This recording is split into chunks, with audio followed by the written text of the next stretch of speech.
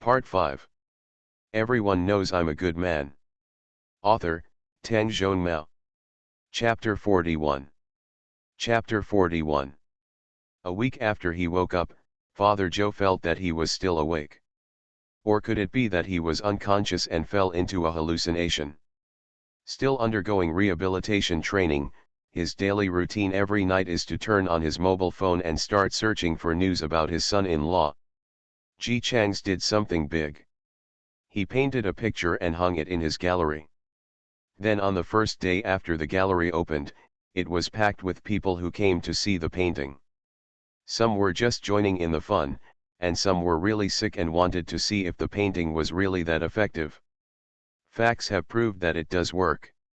Although it is impossible to say that I suddenly felt better after seeing this painting for the first time, it did make my originally uncomfortable condition much better.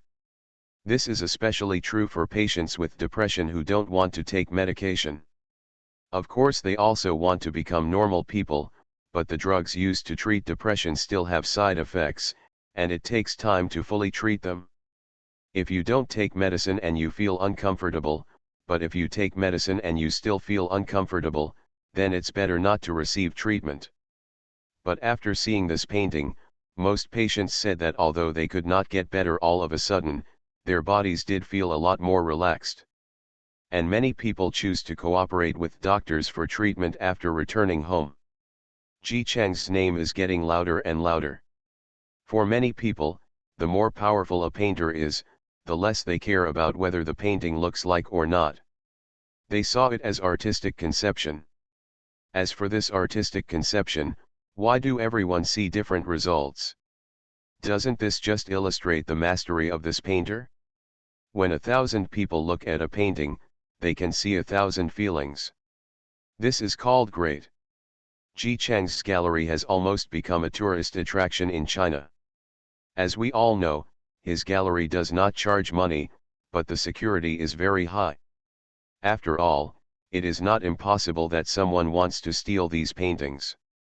Who doesn't know now that Ji Chang's paintings are very valuable, and so many people want to buy them for collection?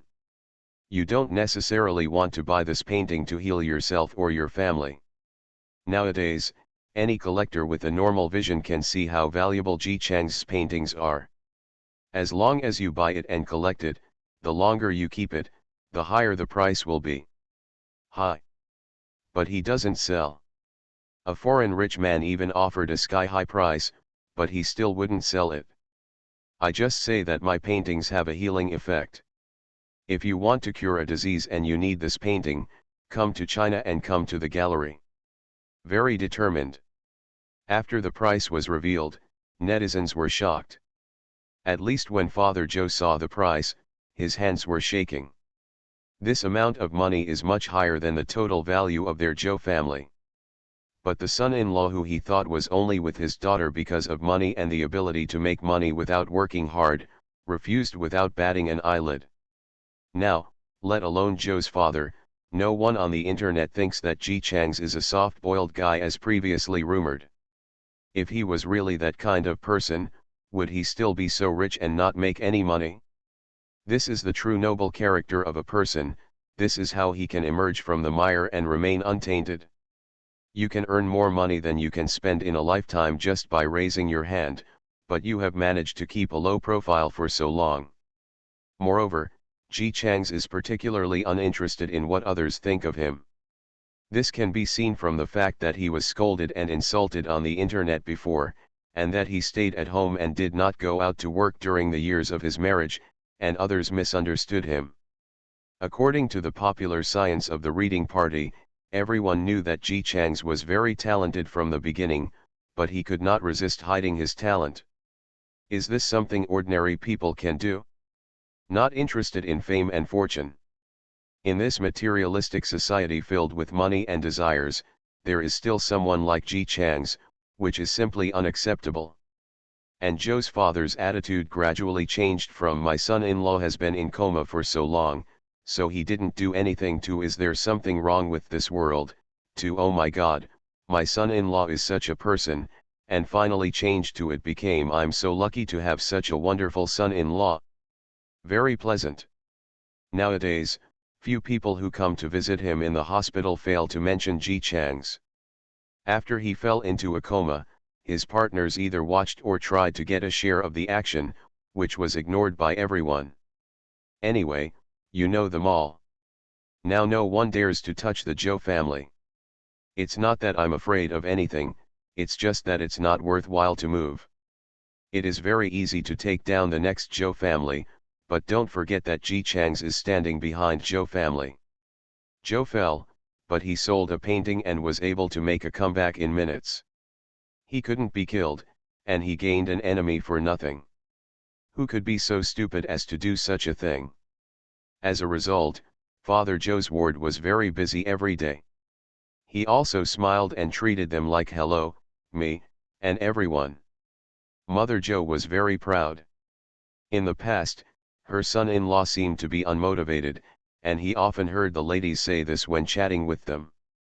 It's not that he said anything unpleasant, it's just that the person listening felt uncomfortable. Things are different now. She was extremely proud.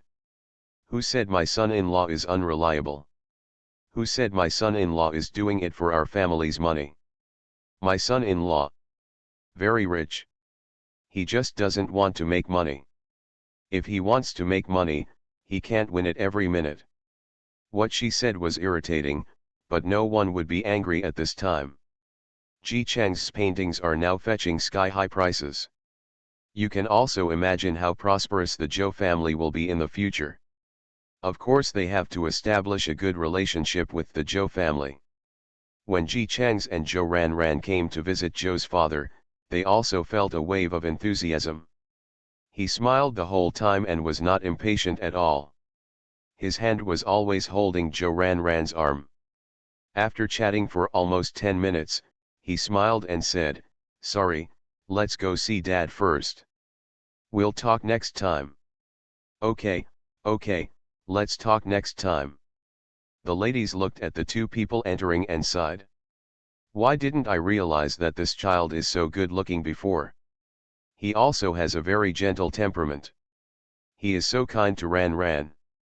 You see, he is very protective of her. I discovered it before, but at that time I wasn't as envious as I am now.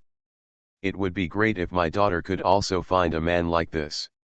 In fact, we all met often, so how could we not notice that Ji Chang's was good-looking, gentle-spoken, and had a gentle temperament against Zhou Ran Ran. It's just that I used to think that Ji Chang's was incompetent, so I didn't take it seriously. Treating you well if you don't have the ability, and treating you well if you have the ability. These are two different concepts. After chatting for a few words, everyone became envious again. Why don't they have such a good son-in-law as Ji Chang's? After Ji Chang saw Zhou's father, he went back to plan a trip with the whole family. Now Father Zhou will be fine as long as he recovers. Too many things have happened this year, and the mentality of the two old people has changed. Money is not enough, but people only have one life. Now that the company has stabilized, seeing that the relationship between the young couple is good, and Zhou Ran Ran is also learning how to manage the company from Ji Chang's, Zhou's father and Zhou's mother both decided to let Zhou Ran Ran give it a try first. If there is no problem, let the daughter manage the company. Even if something goes wrong, Nagasawa is still here. It's great to have such a good son-in-law. So, when Ji Chang's gallery was gradually viewed online as an internet celebrity attraction, the family was already happily traveling. For Ji Chang's, it doesn't matter whether he is famous or not, and whether he is well known outside. Anyway, he is an otaku. Zhou Ran Ran's life is happy. When she was young, her parents had just started a business and were so busy every day that they had to hire a nanny to take care of her. However, although the nanny did her job well, she was not very sad about her employer's daughter. Zhou Ran Ran, who lacked companionship since childhood, developed a slightly weak character who longed for the company of others. Later, she went to school. Her parents were not as successful as they are now, but they still gritted their teeth and sent her to the best kindergarten, where Zhou Ran Ran met Jin Yan. Jin Yan is a good best friend. She has been with Zhou Ranran since she was a child, helping her to take care of her. When Miss Zhang teases her with nicknames, she will immediately fight back. The only dispute between Zhou Ranran and Jin Yan was over her husband Ji Chang's. Jin Yan firmly believed that Ji Chang's was not a good person. He hugged and hugged women in the bar. Zhou Ranran knew that she would not lie to her, but she did not believe that Chang's would betray her. Fortunately, Chang's explained to her that this was a conspiracy. Misunderstand. Since then, Yanzi has been targeting Chang's, and Chang's also dislikes Yanzi. Zhou Ranran is caught in the middle and is in a dilemma. Nagasawa saw that she was sad and actually took the initiative to draw a picture to seek peace with Yanzi. Everything seemed to get better after that. Mom no longer misunderstood Nagasawa, Yanzi's attitude began to improve, the company was rescued, and Dad also woke up from the ward. Zhou Ranran has always been very grateful. This year was the year with the greatest twists and turns, and it was also the year that she felt the most grateful. Nagasawa's talent is finally no longer hidden. The people around him no longer looked at him strangely, but began to sincerely praise him as a genius.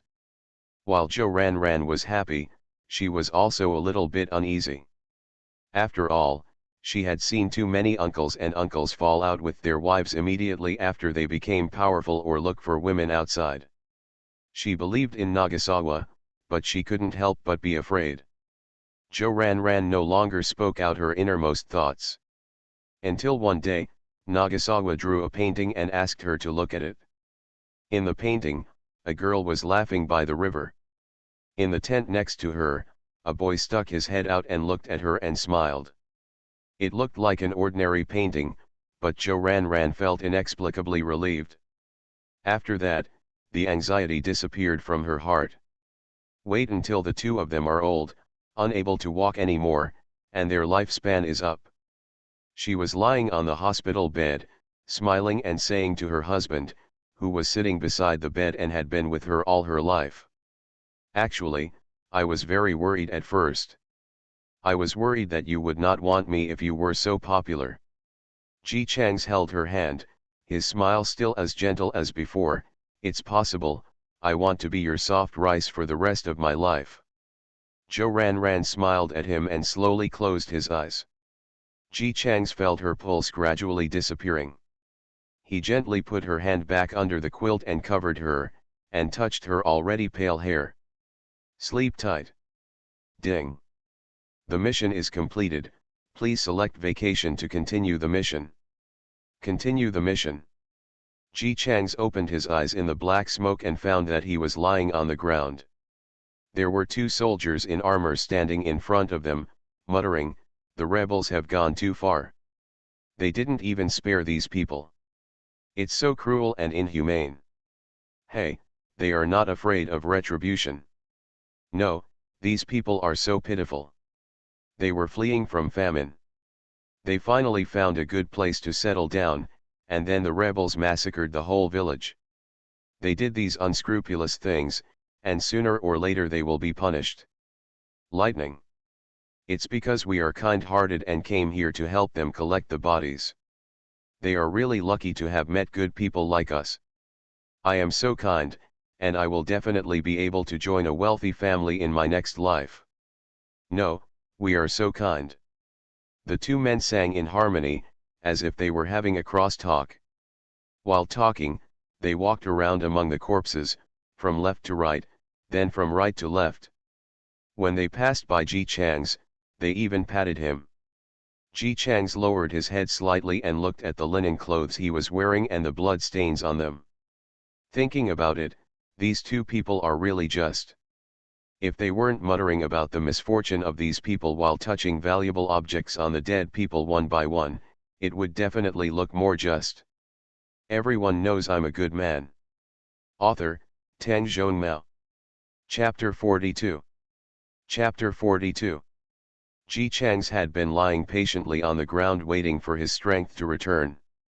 Then when one of the people walked past him, he suddenly started doing it. "Xiao Bing, who was mumbling something about how kind-hearted he was startled and jumped back as he howled miserably. Seeing Ji Chang's looking at him with blood on his face, he howled and screamed again, his knees weakened and he knelt on the ground. "Grandpa Ghost, there are a lot of you, don't worry about the little ones. We just want to help you collect the corpses.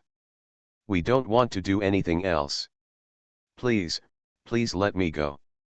I have an old one and a young one. I will be caught. I haven't killed anyone in this war for so long, I haven't seen my parents at home for 3 years, and my wife is still 8 months pregnant." Ji Chang's listened patiently to what he said, and then asked, "You haven't been home for 3 years, and your wife is 8 months pregnant? Xiaobing." He choked violently and started to cry without daring to raise his head. Oh, oh, oh, oh, oh, it's my fault. I lied to you. My wife is not pregnant." Ji Chang's looked at the soldier who was still standing next to him. When the soldier saw him looking over with blood on his face, his legs were shaking with fear, and he quickly knelt down. Sir, we are just greedy for money. We are not the ones who killed you." Seeing the two of them crying hard, Ji Chang stood up slowly and patted the dirt on his body. Okay, don't worry, I know it's not you who are Sharian." The soldiers breathed a sigh of relief, but before they could finish breathing, they heard another sentence from the dead man whose face was covered in blood, who didn't know if he crawled out of the underworld. "You are just touching us here and there, it's disrespectful." Just the dead. Two soldiers. They were almost pissed. We just want to bury you and see if there are any wounds on your body. We really don't mean that, Grandpa Ghost." Ding. Several copper plates fell down as they knelt down, hitting the rocks with a crisp sound. Ji Chang's looked at the few copper plates. "Soldiers, okay, you can explain that we picked up these copper coins. Then since it doesn't belong to you, can you give it to me?" Okay, I'll give them all to you, and I'll give you mine too." As if they had received an amnesty, the two of them quickly took out the money from their arms and carefully placed it all on the ground in front of them. Ji Chang stepped forward, stretched out his hand, picked them all up, put them into his arms, and asked, "Tell me, whose soldiers are you?" We are under the command of General Ho." General Ho. Before checking his memory, Ji Chang's didn't know what General Ho was doing, but he didn't get confused at all and continued following what the two people just said. "Do you know where those rebels went?" The two of them thought he was planning to seek revenge against the rebels, so they were overjoyed and quickly told him everything they knew. The rebels killed someone and then went to the northwest. They seemed to have brought a group of slaves with them. They probably planned to sell them to the northwest. Grandpa Ghost, you should remember that it was the rebels who killed you, right? Ji Chang said nothing and only looked at the clothes on his body.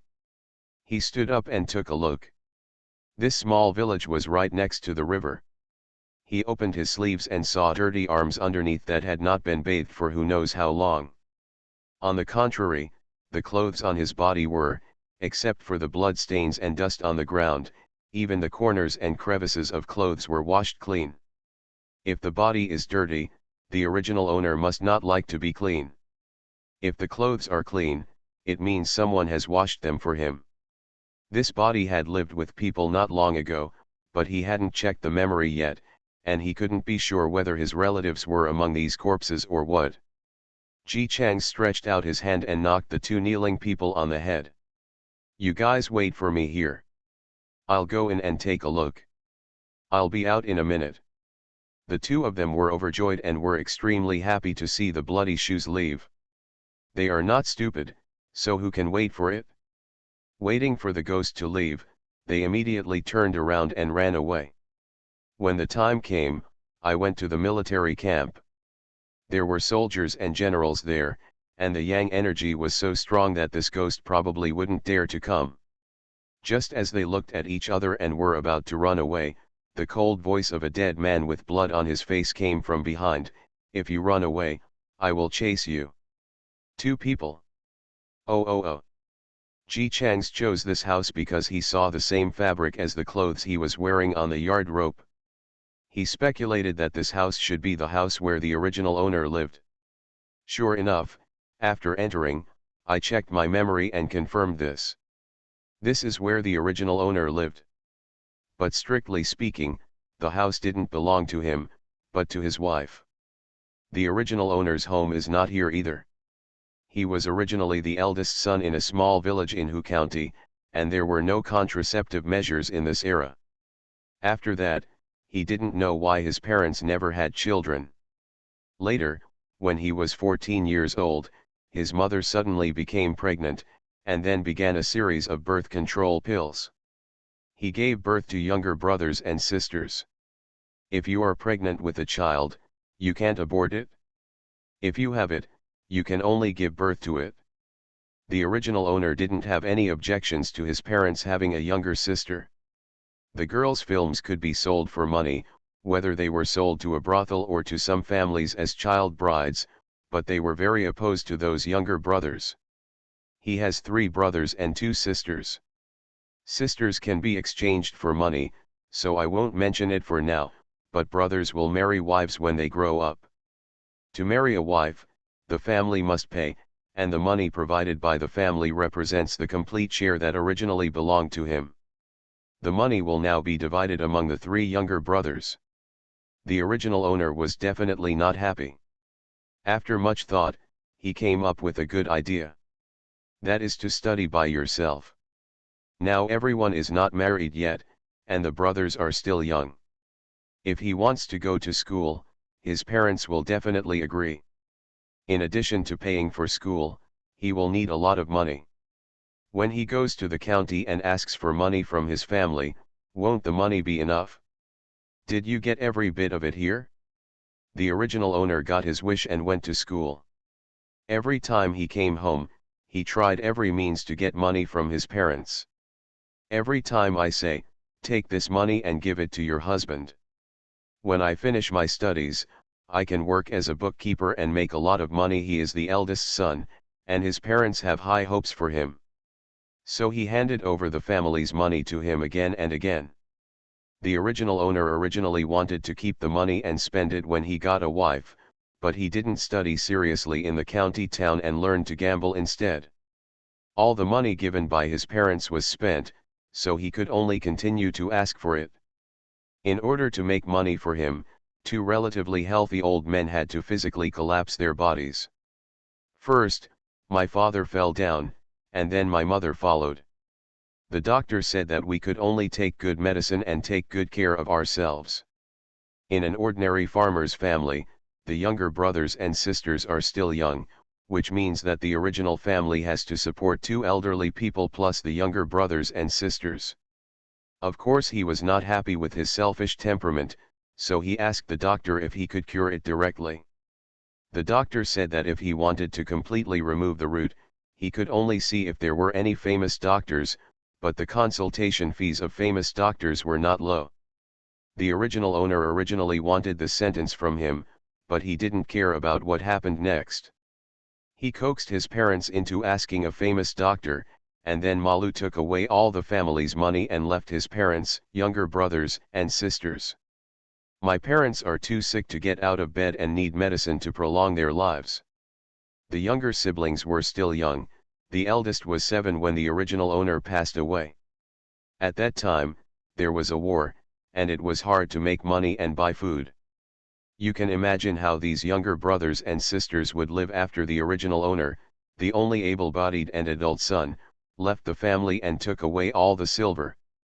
The original owner knew clearly, but he simply ignored it and brought. I decided to change my life to save money. Nowadays, there are people fleeing from famine everywhere. He just needs to blend in and choose a city to enter. Anyway, the household registration is all messed up now, so it is not easy to change his name. Who knew it would be so unlucky? The robbers came halfway. He directly stole all the money he had on him. At this moment, he, the fake disaster victim, suddenly became a real disaster victim. Half dead from hunger, he fainted on the roadside and was rescued by a girl. The original owner opened his eyes and saw that the girl was good-looking, shui lingling, and of the right age, so he immediately became interested. In addition, the girl is a native of this village, and he has no money now. If he wants to settle down in the village, the best way is to find a girl in the village to get married.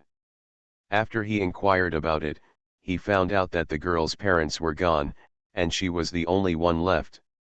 Although she disliked her a little and seemed to be a tough person, she didn't have enough to eat and didn't care about it anymore. So the original owner tried his best to act like a scholar he had learned when he was in the county town, being polite and gentle. A set of rhetoric was made up. He said that he was from Hu County. He was studying hard at first. Unexpectedly, his parents suddenly fell ill. He had to go out to find a famous doctor. As a result, he met a robber and lost all his money. His parents lost the chance to treat the disease. I am afraid that now it's already difficult. He described himself as aggrieved and pitiful, filial, and at the same time full of the elegance of a scholar. The girl was in love, and the original owner was very proactive, so the marriage between the two was completed. The original owner had a good idea. This girl has no other relatives in her family, so after he gets married to her, even if he falls out or beats or scolds her, there will be no one to support her. The husband teaches his wife who will meddle in other people's business. Because everything is in chaos now, and both parents are away, the marriage is kept simple. Unexpectedly, just 3 days after the two got married, a wave of rebels rushed into the village in panic, pursued by the court. The rebels always acted harshly. In order to prevent the villagers here from telling where they were going, they killed all the men and elderly people in the village, and took the remaining women and children to the northwest with the intention of selling them as slaves in exchange for food. The way they brought people was to tie them up and throw them in the car. As for the difficult journey, cold, and lack of food and clothing along the way, they didn't care whether these people would die. If it's dead, it's dead, just throw it away and keep walking. The original owner was always greedy for life and afraid of death. When the rebels came, he was hiding under a tree and was lazing around. He started killing everyone and saw one of the rebels dragging his wife away with his own eyes. Normally, when a man sees his wife being robbed, he will immediately rush forward and protect her with all his strength. However, the original owner was so frightened that his legs weakened. He quickly found a corpse, wiped the blood from the corpse on his body and face, and then neatly lay down on the corpse and pretended to be dead. The human survival instinct is powerful. After lying in the corpse for so long, I also heard the miserable howls of people and the cries of women and children. Then the cavalry and the car passed by, and everything became quiet. When the original owner was about to get up, the imperial army also came after him. The military camp was set up nearby, but the surrounding people were brutally killed by the rebels. General Nea was furious and immediately chased him with his men. The remaining soldiers and generals returned to the military camp. Only these 2 soldiers saw so many people died here, thinking that the rebels would not have time to touch their belongings if they were silenced in a hurry, so they quietly sneaked over and planned to make a fortune from the dead. Originally, the original owner got up when they touched him, and when he saw the 2 of them, he was so frightened that he knelt down and begged for mercy. The 2 men immediately became bolder when they saw that he was a living person, and after scolding him, they planned to return to the military camp. The original owner was scared out of his wits because of what happened this time. He was just lazy, and suddenly a bunch of people fell from the sky and massacred the entire village. Even if he was lucky enough to come back alive pretending to be a corpse today, if he found another village in the future, he would be massacred by the rebels. After thinking about it, it would be more friendly to hug someone with a big thigh. So he begged these 2 people to take him to the military camp. The 2 soldiers were not hard-tempered people, otherwise they would not have helped these people collect their bodies after touching their belongings. Seeing the original owner's request, and thinking that the gentleman in charge of settling accounts in the military camp had unfortunately died, they tried. Then he took the original owner back. There was originally a shortage of someone to settle the accounts, and the original owner said that he was a scholar, so he agreed and let him be responsible for the accounts. Anyway, if you don't obey, just kill him. The original owner successfully sneaked into the military camp and started a step-by-step path of evolution. He first established a good relationship with the two soldiers, and then used the good relationship between the two to create evidence that the two were rebel spies, and then reported the two of them for righteousness. After the two were beheaded, he was rewarded as a meritorious person and his position was further improved. The original owner became more and more proud, and from then on he started his meritorious service. He gradually learned to be versatile, and successfully embraced the golden thigh of the second prince sent by the imperial court to supervise the army. General Ho is the emperor's man, but his sister is the biological mother of the third prince. The second prince wants to fight for the throne, and General Ho, a general who has made many achievements, is his resistance. So the original owner, prompted by the second prince, accused General Ho of collaborating with the enemy. He is a small person, so of course he cannot trip up General Ho, but he has a second prince. After Ho Jiangjun was charged with treason, the original owner successfully entered the service of the second prince. Because he was very skilled in flattery, his position was quite good. Later, the rebels were defeated and the northwest was captured. At that time, the original owner, who already had many concubines, was ordered to go and act. As a result, he actually met the girl from before. The girl who was snatched away 3 days after marrying him was sold to a wealthy family in the northwest as a slave, but she found out she was pregnant as soon as she entered the house. The girl thought that after her husband passed away, this child was her husband's only bloodline in the world. She could have aborted the child, and maybe she could get married again when she worked well in the house. But in the end she was reluctant to let go and chose to keep the child. Because of her pregnancy, she naturally could not be assigned to do light work next to the young lady as before, but was assigned to do laundry instead. Whether it's summer or autumn, doing laundry is no easy task. The girl endured it and gave birth to the child. It happened that the eldest mistress in the mansion was also looking for a nanny at that time. She was a perfect match and she was a slave in the mansion. Moreover, because she had no husband, the eldest mistress took pity on her and chose her to be the nanny. After that, she stayed with the eldest mistress as a nanny, and the child also became the book boy of master's son in the mansion. Original owner, everything is fine. Although she was still a slave, the eldest mistress was very lenient to her and promised to release the mother and son in 2 years. Her son was very smart and he might be able to get some merit and go back in the future. But at this moment, the original owner came. The original owner was a person close to the second prince, and it was the family where the girl was a slave who came to receive him. It was such a coincidence that the two met. The girl was surprised at first, and then happy. But the original owner looked at his wife who had gone through many hardships in the past few years and was no longer as innocent and beautiful as he remembered, but there was no joy in his heart. He now has a wealthy family, is backed by the second prince, and has a lot of concubines in the house. The second prince also promised to find him a daughter of a minor official as his wife. Everything is fine, but if an extra wife and an extra son suddenly appear at this time, wouldn't everything be ruined? Besides, the two separated 3 days after they got married. His wife looks very iconic. Who can guarantee that the rebels did not do anything to her at the beginning?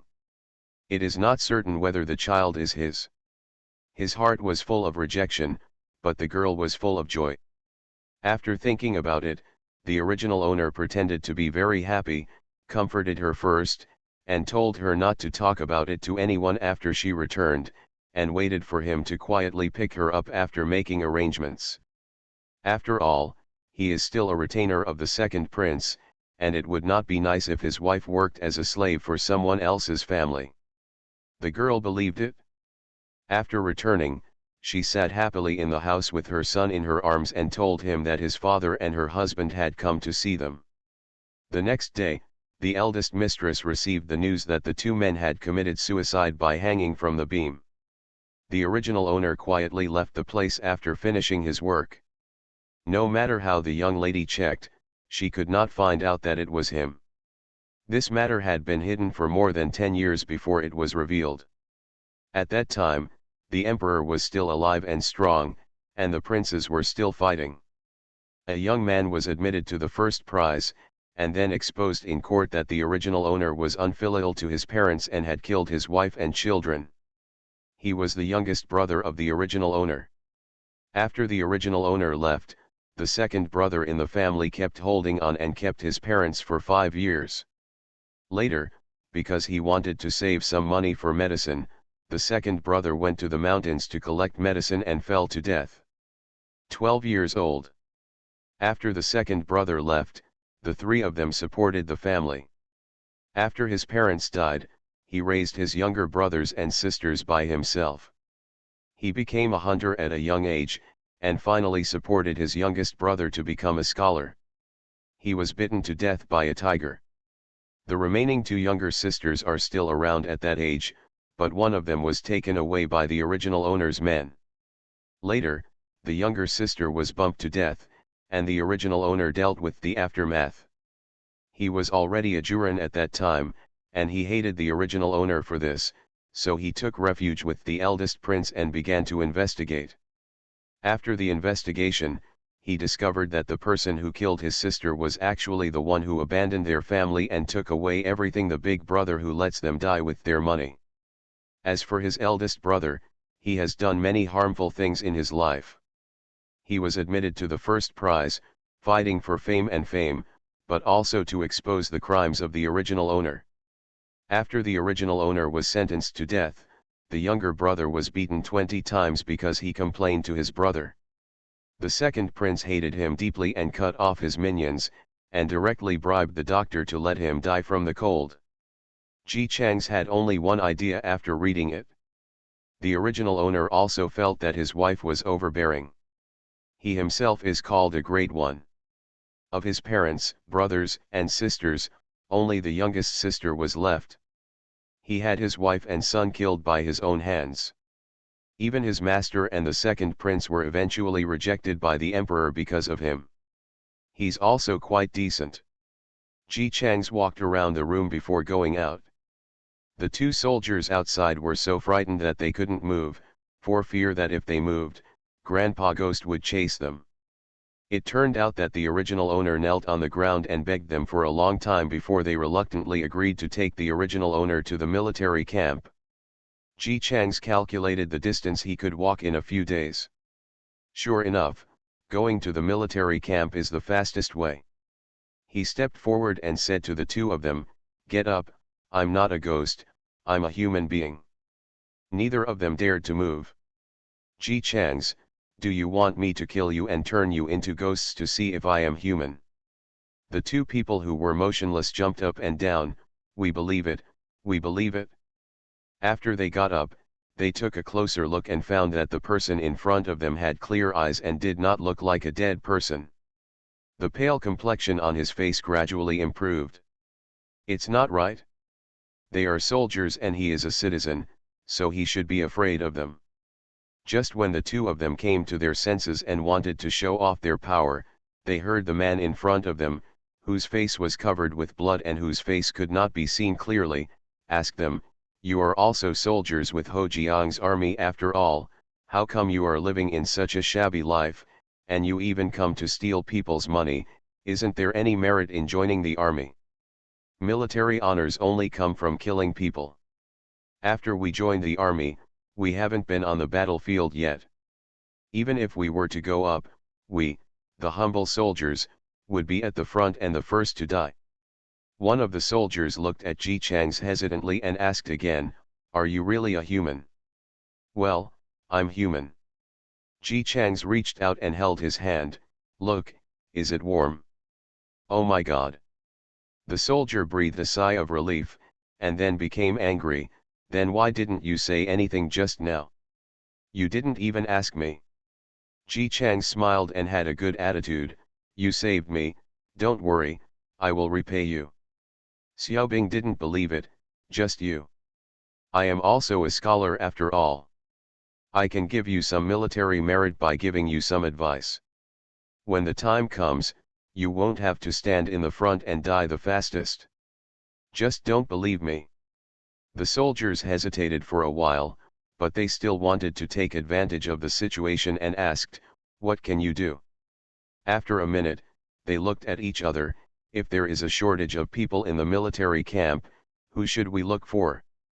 There is a shortage of accountants in the military camp, but in this barren mountain and wilderness, where can we find someone to read and read? His words gradually faded away, and he looked steadily at Ji Chang's. You just said you were a scholar, right? Ji Chang's looked at the sky. I don't want to go to the military camp. Hey, the military camp is great. We have food and clothing. It's safe to follow. No, no, no, I'm a scholar and don't go to places like this. Letting you work as an accountant is not like becoming a soldier. Then how did your accountant die? Let's go, brother, let's talk as we go. Hey, what are you doing? I don't want to go, so don't hold me back. Therefore, Ji Chang's was reluctantly dragged to the military camp by being begged and coaxed. Hey, it's not that he wants to be the accountant. It is true that these two people are thirsty for talents. You are listening to novels at Bless Up channel. Wish you happiness and luck.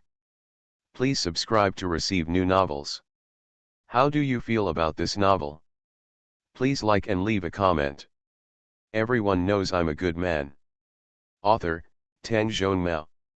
Chapter 43. Along the way, Ji Chang said, No, no, I don't want to be the accountant, and he didn't forget to ask them, you two really think that with my appearance, the general can let me be the accountant after seeing me? The two soldiers looked him up and down in confusion. What's wrong with you? Looking at you talking, aren't you very smart? Ji Chang spread his hands helplessly, showed them the blood stains on his body, and pointed to his face. With my appearance, some people believe that I am a beggar. They all say that a gentleman is well dressed. With my appearance, let alone a general, even a random passerby would not believe that I am a scholar. What he said was reasonable and his facial expression was very appropriate. The two soldiers looked at each other. Brother, I think what he said makes sense. I feel so too. After they finished their discussion, one of them looked at Ji Chang's with an expression that said, You have a lot to do. Then what do you think we should do? Let me tell you first, we won't let you go. General Ho is a high-ranking general in the imperial court, either in the northern expedition or in the southern expedition. As his soldiers, they will have to go to the battlefield sooner or later. Originally, both of them were very clear about their destiny. As small soldiers like them who grabbed a lot of soldiers in the military camp, their mission was to be at the forefront every time there was a battle. They are the ones who will die the fastest. But as this person said, having some military merit is very different. With military merit, at least you don't have to be cannon fodder. It's strange that the two of them were willing to give up this opportunity. They all looked at Ji Chang's warily, fearing that he would run away. Ji Chang's didn't have this idea at all. He just shook his sleeves and said pleasantly, I still need a new set of clothes. It's best to have good materials. It's best to change these shoes. In addition, put on a tie on your hair, it's also dirty. Both of them looked like you're just dreaming on their faces. Do you know how much new clothes and new shoes cost? We only ask you to be the accountant in the military camp because we think highly of you. You can't live up to your expectations. My little brother, since he knows the word next step, he must have read some books. I dare to ask, little brother, you two recommended an accounting office to the general. To the general, when he saw that the person you recommended was a man whose clothes were stained with blood, He looked like a disaster victim. It seems that the accounting office was just picked out from the pile of dead people. Will he think that the two of you work hard? The two soldiers looked at each other. Aren't you the one we pulled out of the dead? Ji Chang's waved his hand. This is not important. Think about it, how easy it is to pull someone out from the dead. But what if the accountant you recommend is well dressed, spotless, and speaks elegantly? You can tell the general that you can invite this accountant to serve the army. You spent so much time talking, and with great difficulty you persuaded this gentleman who seemed to have no shortage of money, that is, he came to the military camp to work as an accountant. Will the general feel that you two are loyal and think about the military camp all the time? Woolen cloth. He spoke slowly, but his enunciation was clear, and every word could be transmitted smoothly to the ears of both of them. Both of them looked thoughtful as they listened. Brother, what he said seems to make sense. If we dress him up and bring him to the military camp, if he is well dressed, we can invite him here and it will be a credit to his face. As they spoke, they looked at Ji Chang's again. Ji Chang's nodded with a smile. That's right, little brother, you are very knowledgeable. The two of them muttered again, finally agreed, and straightened up again. Okay, we'll take you to buy clothes, but you have to pay for it yourself. Ji Chang's waved his sleeves with an innocent look on his face. I don't have much, and I don't have much money to carry around. Who are you lying to? Just now you took away the coins from the two of us, which we worked so hard to pull off from the dead. Yes, we saw it with our own eyes. Ji Chang said calmly, that's for buying straw mats. After all, it's an event in the same village. Naturally, we have to bury the person properly. With blood stains on his face that had dried but still looked scary, he smiled gently at the two of them. Or are you telling me that what you said to me about going to collect their corpses was all false? You turned among the corpses? Turn over, just want their money. Just as they finished speaking, a gust of cold wind happened to blow between the three of them. The two soldiers trembled, and then they remembered that they had been frightened by Ji Chang's just now, and then heard what he said about Mr. Accountant. They hurriedly dragged the people away, and actually forgot to collect the bodies of the dead people. When they looked at the scholar standing there in front of them with blood on his face, both of them couldn't help but swallow. The feeling in my heart that I am a soldier and you are a citizen, of course you have to be humble in front of me, is gone. In this barren mountain, this man couldn't really be a ghost. Then, let's do as you say. We will buy clothes for you with our own money, and then buy some straw mats to bury everyone. Seeing that the two of them looked frightened, Ji Chang's did not clarify anything, nodded and smiled, and took the lead in walking in front. The two soldiers looked at each other. Although they were a little scared, they still couldn't bear the military glory and followed cautiously. When they arrived at the market, they saw people coming and going. With so many people there, they felt more confident. When they entered a shop and saw that Ji Chang specially picked out the expensive ones, they couldn't help it. Aren't you spending your own money like this? It's just a piece of clothing, why does it need to be so expensive? Ji Chang's looked at the materials and styles without looking back. I originally thought that the more expensive the clothes are, the more the general will think that you two have contributed more. If you don't want me to wear expensive clothes, I will just choose the cheaper ones. Scholars are not particular about what they wear. As he said that, he turned around and headed towards the cheaper side. Hey, no, no, no, no. After what he said, the two of them saw that he was going to look at cheap clothes, so they hurriedly stopped him. Buy what's expensive, buy what's expensive. Is there something wrong? Ji Chang's looked back at the two of them, with a shy and embarrassed smile. I think I'd better buy the cheaper one. You two are also good people. After all, you saved me. How could I let you spend a lot of money, and I thought that if I really became a bookkeeper in the military camp, I would repay you well. The two of them had no hesitation at all now. They also came back to their senses. Nowadays, soldiers are easy to find, but scholars in the military camp are hard to find at all. In fact, it was easy to find civil servants in the military camp at the beginning. However, there have been a lot of wars in the past few years, either with the rebels or with the Zhao state next door, and from time to time with the neighbor next door. Literati don't like to move very much, and their bodies are relatively weak. They are not as strong as tough guys like them. It's like their military camp. Stationed in another place, the weather is too cold, the accountant will die. The war was won, everyone celebrated, drank too much, and the accountant died. The enemy made a sneak attack and shot arrows at their military camp. The accountant died. It is said that the names of other generals are not so miserable, at least not like their accountant. He will die at will. If he dies, no one will dare to apply for the job again. Being a bookkeeper has become a dangerous profession.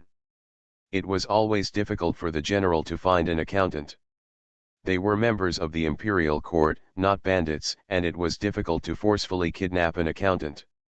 But everyone who took the initiative to vote died miserably.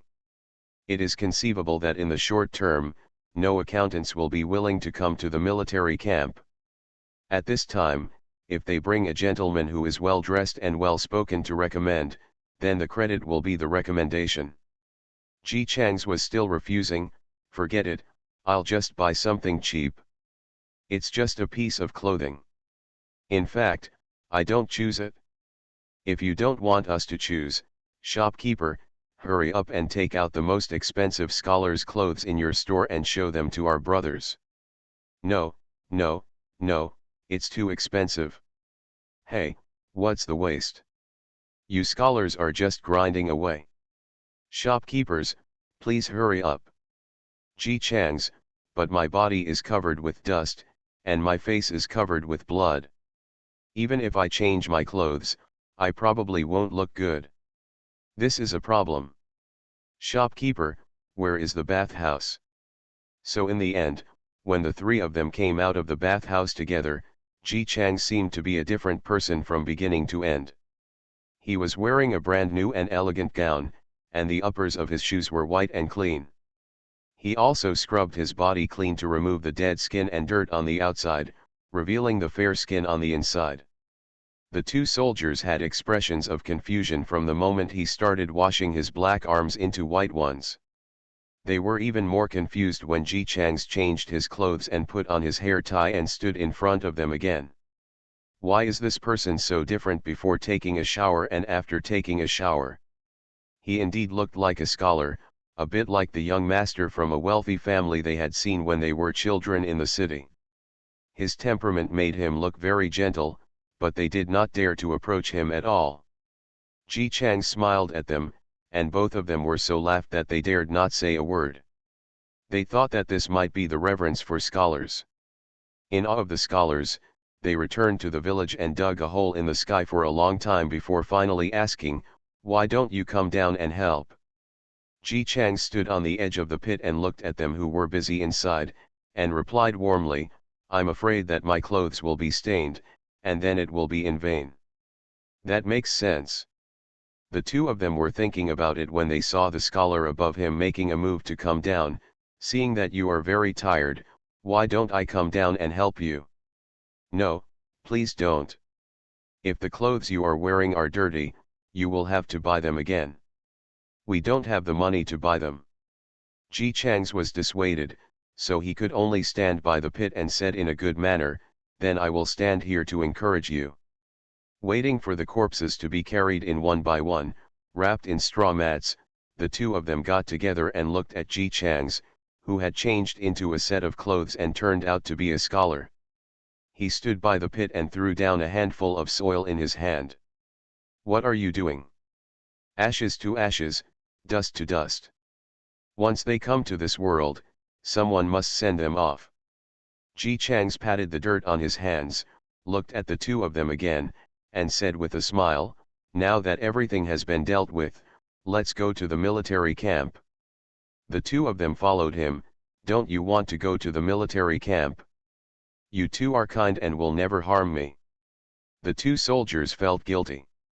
They wanted to use Ji Chang's as a military exploit, but in the end, this man actually thought they were kind.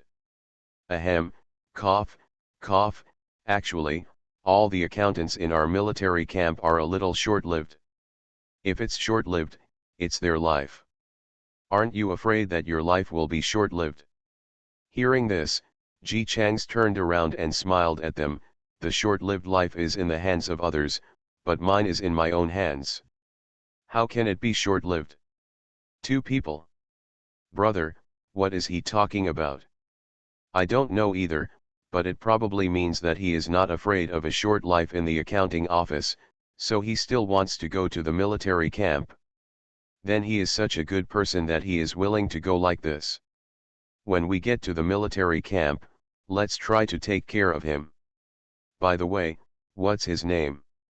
Ji Chang's, who was wearing the clothes they bought for him, happily accepted their evaluation of him as a good person and exchanged names by the way.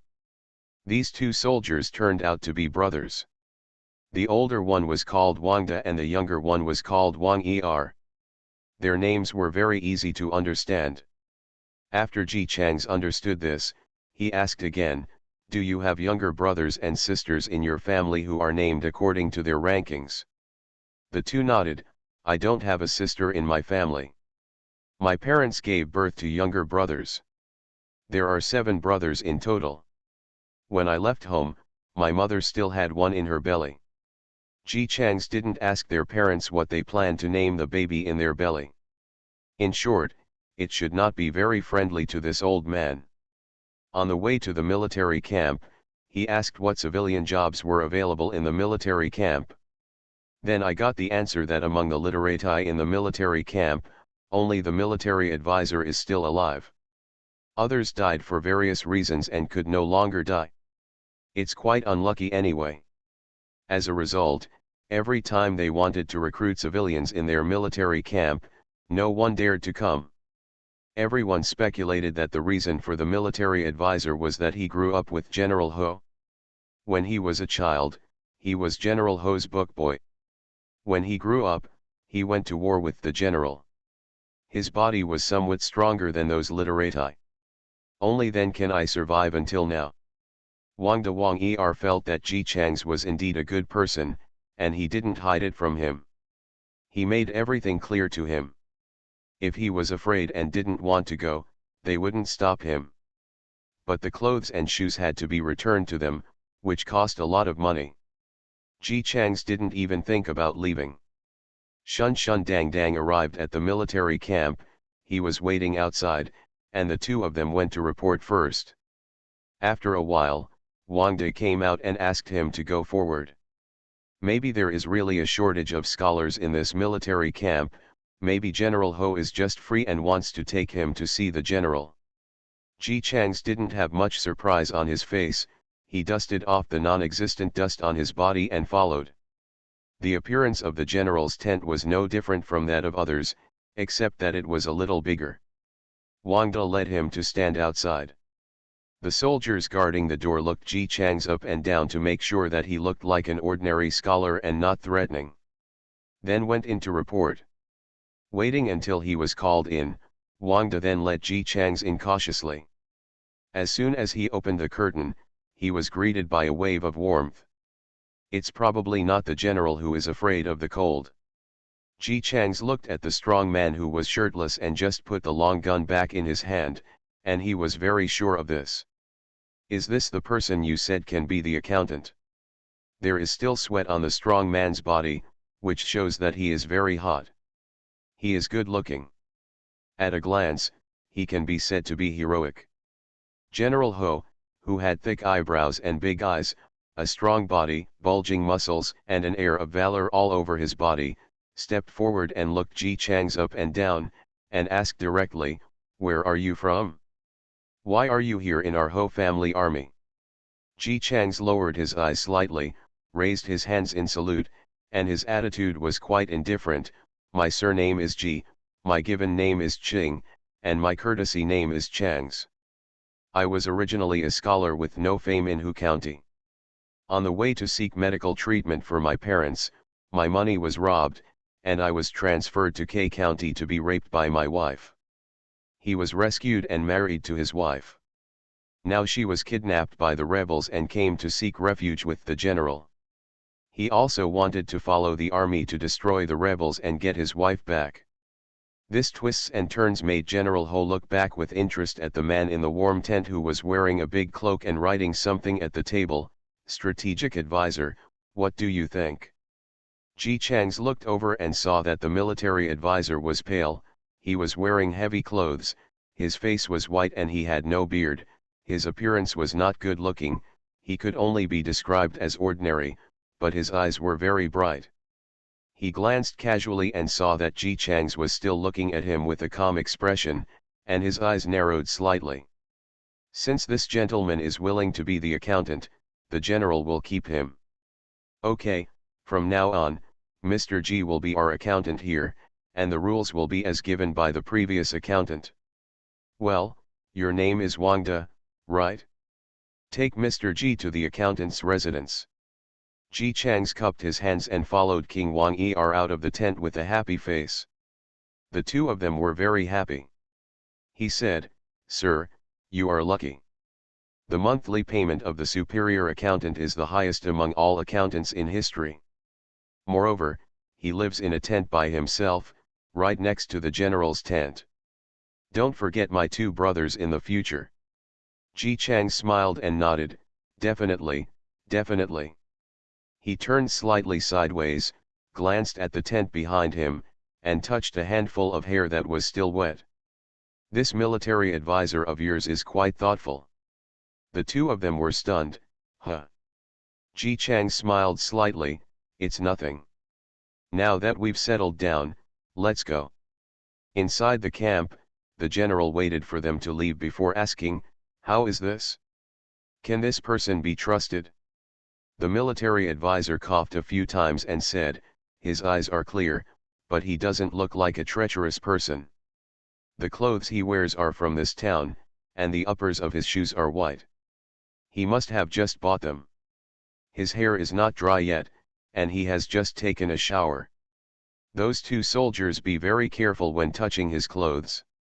You should know that the clothes are newly bought. More likely, they bought them with money. They acted like this because they wanted to leave a good impression on the general. If they were spies, they would not do this. Then this person is trustworthy. 80% credible. Wait until I check the household registration and have more contact, cough cough cough cough." The general nodded, picked up the hot water on the table and drank a few more sips. "Just wait, I heard that there is a doctor in Wuxian County. We will be chasing the rebels in a while and they will pass by there. Then I will ask you come to this famous doctor and he will definitely cure you. It doesn't matter. I'm just weak. No one will die for a while. But the internal affairs of the army still need to be handled by others. Since Mr. G is here, let's leave it to him for the time being so that we can explore his true identity." "Good." The general drank several more sips of water. "It just so happens that you want to cultivate yourself. Even if it is found out that he is a spy, I will not kill him for the time being." In the tent next door, Ji Changs, who was watching Wang Er diligently making his bed, moved his ears slightly. "It seems that I can take advantage of the famous doctor in Wuxian County. Everyone knows I'm a good man." Author, Teng Zhong Mao. Chapter 44. Chapter 44. Ji Chang's life in the military camp was still very ordinary. Because the military advisor was ill, some military affairs that needed to be handled by the military advisor were moved to his side. He handled military affairs in the camp every day. Occasionally listened to the gossip next door. I really don't blame him for listening to gossip. Who asked the general to put him next to him? His ears are so good. From the gossip, he heard several important pieces of information. For example, this military advisor is not actually the general's pupil. He is the general's cousin, that is, the child of the general's aunt. It was just that his sister-in-law had offended the second prince, so he was punished, and the whole family was imprisoned. The child of the military nurse nanny happened to have a cold and passed away. She was a loyal servant, so she secretly separated her child with him when the house was ransacked. There was an exchange of military advisors, and then they carried him all the way to the general's mansion to seek shelter.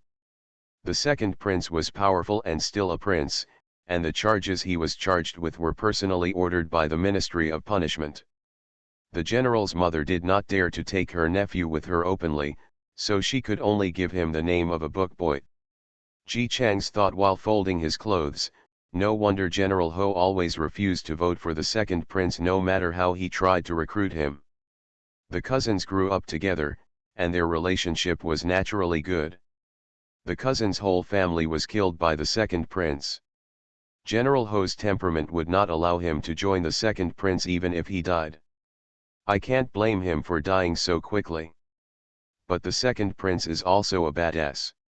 He killed his aunt and uncle, and he still wants him to seek refuge with him. Thinking about it again, it seems understandable. After all, the other party is a child of the royal family, and he has always said, if I want you to be born, you must be grateful, and if I want you to die, you must die non-stop. Maybe in other people's eyes, since he didn't kill General Ho's biological parents, it doesn't count as a grudge. Then this matter is very clear. General Ho has a grudge against the second prince. He also had a grudge against the second prince. The enemy of my enemy is my friend. This matter needs to be discussed. Ji Chang's rummaged through the military affairs and found a trick, adding something that could deceive the second prince. Sure enough, that night, the military advisor who always checked again called Ji Chang's to the general's tent.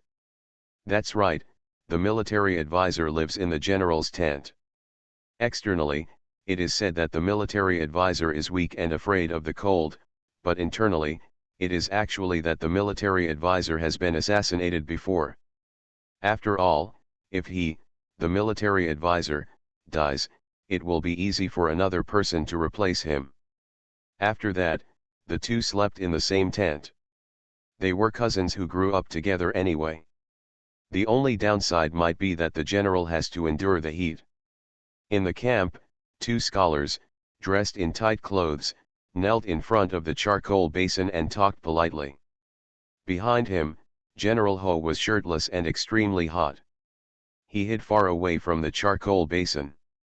He fanned himself with a cattail leaf fan in his hand and glanced at Ji Chang's warily from time to time. Ji Chang's turned a deaf ear to this and only stretched out his hand to warm himself by the fire with the military advisor while listening to what he said. Did you know that if you do this, you will offend the second prince? Of course I know, but can't you see that the second prince came to offend us first?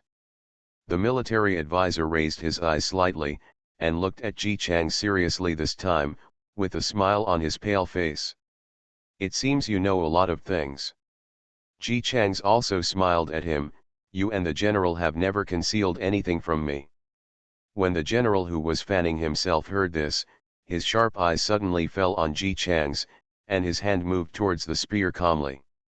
Ji Chang's didn't even look back. General, don't worry, if I really had any plot against you two, you wouldn't be alive now.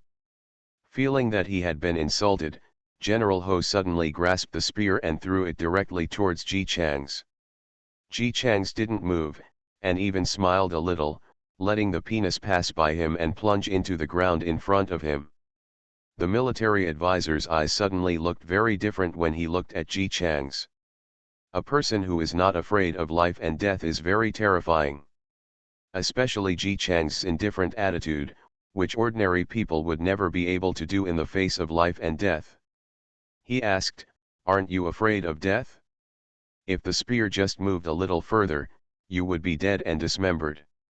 Ji Chang smiled and turned his hand, letting the back of his hand warm up.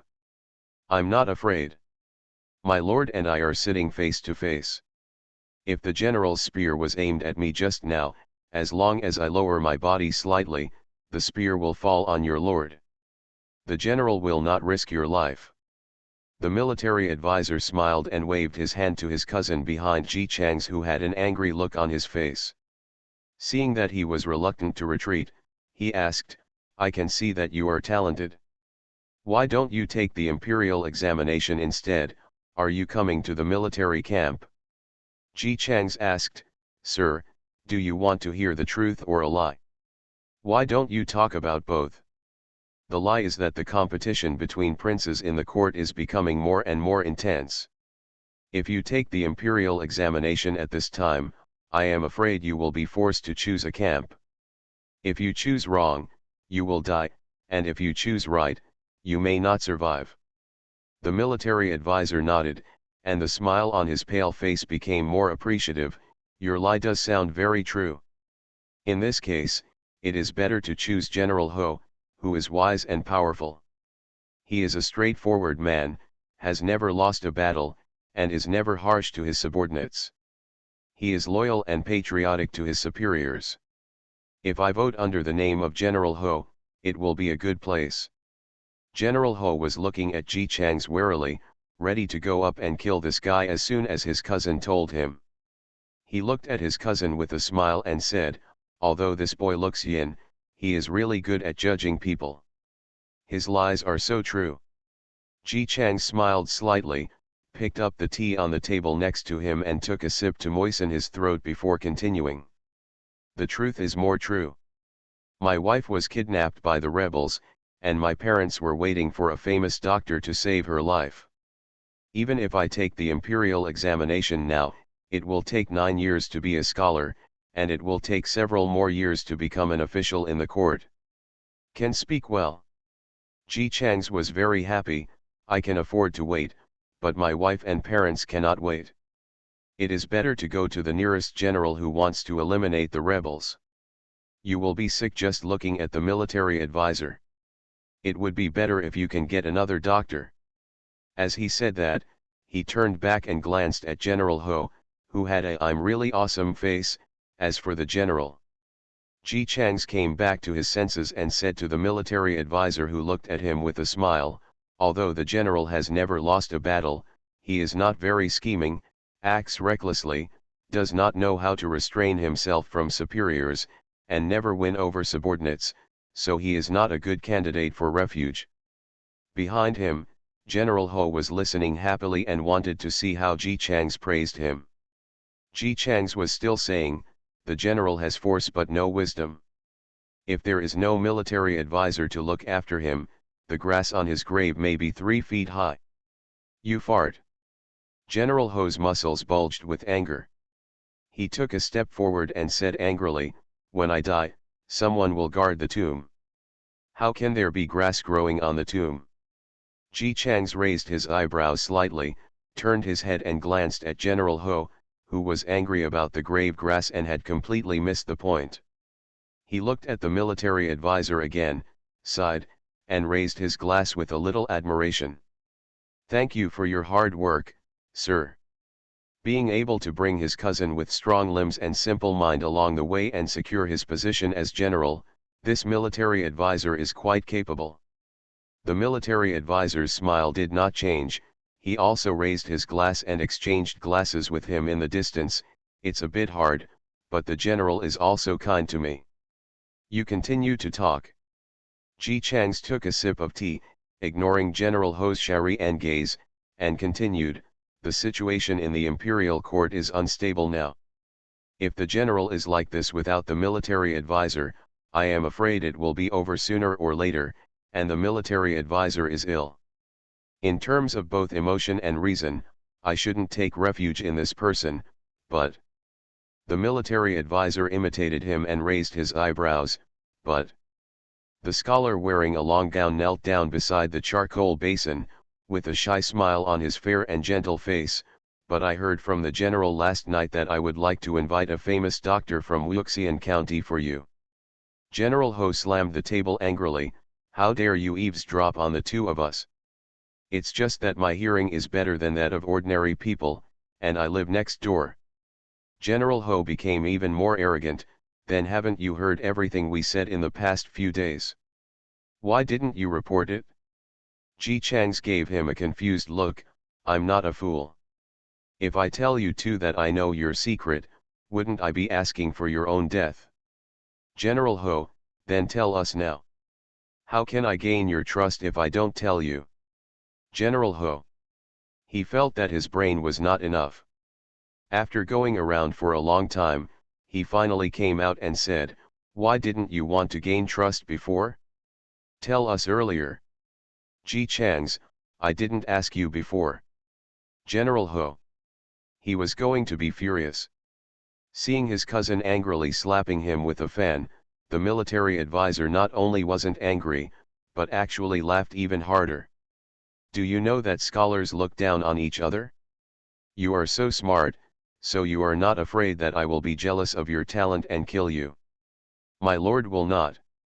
Ji Chang's also laughed, my lord, you have a weak body. You may not say it, but you are actually very scared. If you die and the general has no one to protect you, the best result is to leave one life. Otherwise, you will naturally die. At this time, there is someone who can help the general like you. He doesn't have any financial background and can only rely on the general. It's too late for you to be happy. How can you harm me? He asked himself and answered, how can I ensure that I will not harm the general after you leave? It's simple. After you and I have a conversation, you should already know my ability. If I really want to harm the general, I don't have to wait until today. Even if I really harm the general after you leave, to the general, it's just the difference between dying early and dying late. After Ji Chang's finished speaking, he slowly put the teacup back with a slight smile. The general is destined to die anyway. You have no other choice but to trust me. General Ho behind him. What nonsense is this guy talking about? Why is he certain to die? He's insane. The military advisor listened to Ji Chang's words, and his laughter became louder and louder. Finally, he laughed until he coughed. He waved the general who wanted to help him away. While coughing, he looked up at Ji Chang's with a smile on his face. How can a small place like Hu County produce a person like you? Okay, I promise you that your status in the army will be the same as mine in the future. A famous doctor can tell you. As for rescuing your wife, the rebels are raging, and now they are all in the northwest. It will take several months for the army to pass by. If you want to rescue your wife, it's even more difficult to get down, it all depends on your ability. Ji Chang's, who had always had a slight smile on his face, and his expressionless face showed a hint of joy. He stood up and saluted the military advisor. Thank you, sir. Don't worry, sir. Although the general is stupid, he is sincere. Nagasawa will not bother to harm him, and he will do his best in the future. After saying that, he strolled to where General Ho kept his weapons, picked up a bow, and took a box of arrows and touched them. This is a good bow and arrow. Thank you, sir, for giving it to me for self-defense. The military advisor nodded and smiled, you're welcome. The stupid General Ho, that's my bow. Ji Chang's pretended not to hear anything and went straight towards the curtain. It wasn't until Ji Chang's opened the curtain and went out that he looked at his cousin with a confused look on his face. Yingro, is this guy really trustworthy? I think his words are very rude. I'm afraid he has different intentions, so why not kill him? The military advisor shook his head, stood up and sighed, if you use polite words, you will be wary. I have taught you several times, but you always can't remember it. The general must remember that his talents are never inferior to mine. In the future, I will transfer the affairs of the general to his hands. Many people in the court are watching you. It's okay that I am here now. If I am gone, I will have to rely on you. Got him. But he has only been in the military camp for a few days. Besides, I think that although this boy looks like a human, he is very evil. He smiles with his eyes, but he is very scary for no reason. His appearance is so good. He doesn't look like a good person at first glance. The military advisor shook his head. Don't worry about this, just remember to treat him as you would treat me. General, don't want. The military advisor's face was serious, and he even said sternly, in short, you can't offend him and let him know your sincerity. But how can I let him know my sincerity? Yingro, don't you really think this boy is too handsome? Wenwen is weak. I guess he can't even hold a bow. Even if he is really talented, if he doesn't know how to fight, I can crush him to death with just one finger. The military advisor listened quietly to what he said, and then reminded him, Mr. G has very good ears, so he must have heard everything. General Ho. He paused with a stiff expression for several seconds before suddenly speaking, I think Mr. G is very talented, handsome, and has a good-looking figure.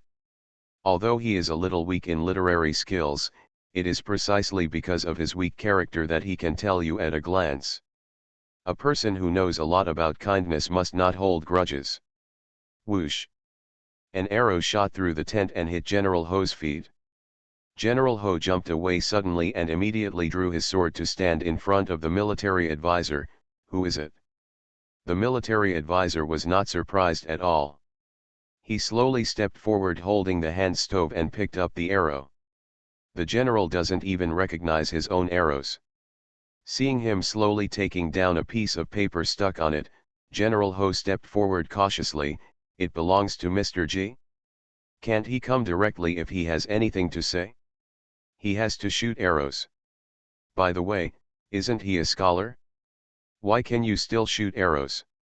The military advisor smiled after taking a look at it, and handed it to General Ho for him to see. Since Mr. G just asked for a bow and arrows, he was saying that he can shoot arrows. Can't the general understand this? General Ho. Really, he felt that it was not that he was stupid, but that these scholars were too smart. It's just one sentence, I have to hint and hint like this, don't you feel tired? The military advisor went out to ask someone to repair the camp tent. General Ho complained in his heart for a long time before taking the piece of paper.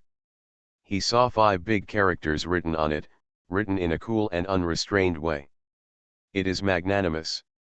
Everyone knows I'm a good man. Author, Tang Zhong Mao.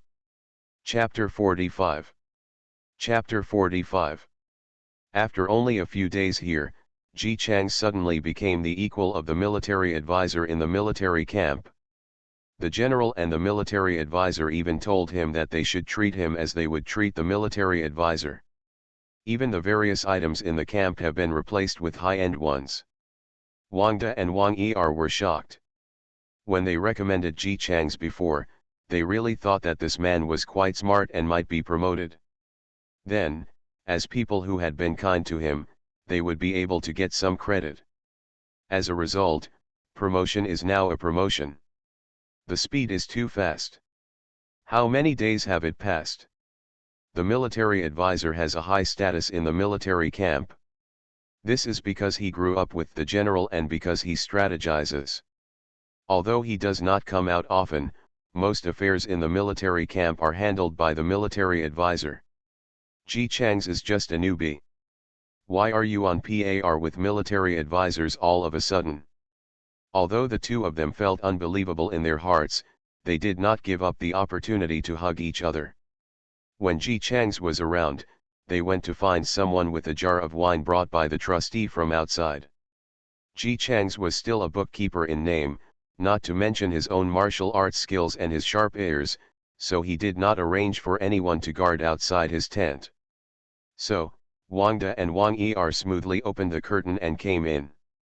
They shouted with a smile, Mr. G, look what we brought you. As soon as they entered, the smiles on their faces froze. They kept holding the wine in their hands to show off and looked at the general and military advisor who were kneeling at the table in horror. Next to him, Ji Chang's was sitting on the edge of the bed, wiping a bow slowly. 2 people.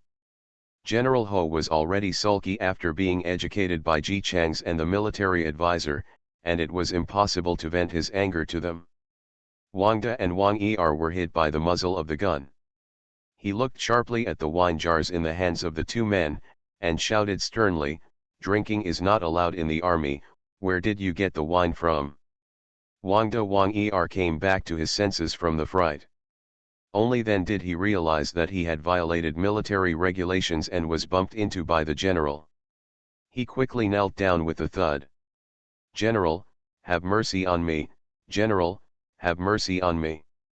Not only do you drink by yourself, but you also come to Mr. G to drink. You also want me to spare your lives. In your dreams, go get 50 military sticks yourself immediately. Let's see if you dare to violate military regulations in the future." Ji Chang still polished his bow and did not move. He just said quietly, "The general's punishment is a bit harsh." Seeing him helping to speak, King Wang Er felt as if he was being pardoned, and quickly and carefully waited for the general's answer. General Ho snorted coldly, "Breaking military regulations is a serious crime. I didn't order them to be killed because I was merciful. It is indeed a serious crime to violate military regulations, but the military regulations prohibiting drinking were set by the general himself." "Exactly." General Ho confidently raised his chest and raised his head, looking quite proud. "When marching and fighting, the biggest fear is not being able to stay sober. What if everyone drinks secretly and gets drunk, so what if the enemy attacks?" These are all the experiences he gained from marching and fighting. If it weren't for these experiences that supported the formulation of military regulations, he would not have won these battles again and again. Ji Chang's didn't listen to this at all and only said, "Since the general made it himself, there can be no punishment, at least no corporal punishment." General Ho frowned, "Why not? If you don't punish them, they won't have a long memory. Mr. G is a scholar after all. I'm afraid he doesn't know much about the people in the army. They are all bastards. If you don't punish them, they will be harsher. They are not afraid at all." The military advisor, who was sitting on his knees in front of the table with his hand on the charcoal fire next to him, saw a look of helplessness on his face and shook his head with a smile. "The general has forgotten what I said again." When General Ho was reminded like this, he remembered that his cousin had told him to listen to Ji Chang's words. He didn't want to hear it. After all, his cousin had been marching and fighting with him. It was normal for him to believe what his cousin said. But Ji Chang's? What's the use of being smart? Has this scholar ever been in a military camp before? He had no idea how difficult it was to discipline the soldiers in the military camp, and they couldn't be controlled without using a dead hand. Seeing the dissatisfaction on General Ho's face, Ji Chang's waved his hand to Mr. Wang and Wang Er, "Put down the wine and go down. The only thing to say to the outside world is that the general discovered that he was drinking secretly and was fined 5 taels of silver." Wang Da Wang Er's eyes widened, "5 liang. But, we don't have that much money." "It's okay, just tell the public, I'll help you with the money." 5 taels of silver was not a small sum for soldiers like them. When they heard that Ji Chang's was going to pay for them, both of them were shocked and in disbelief. Then they saw a slight smile on the face of the scholar, who was wiping his bow with the hand that was supposed to be writing, and his eyes were full of clarity and gratitude when he looked at them. "If you two hadn't saved me and brought me to recommend you, Nagasawa wouldn't have been in this situation. Besides, you came here just to bring me wine. It's only natural that I'll give you the money." Looking at Ji Chang's, who was still talking to them in a gentle voice even though he was sitting in a high position, Wang Da Wang Er felt full of gratitude in his heart. Before they came, they thought that Ji Chang's was already strong and wondered if he would remember their recommendation. Unexpectedly, Ji Chang's not only remembered, but was actually willing to rescue them despite the pressure from the general. He even spent a huge sum of 5 taels from his own pocket.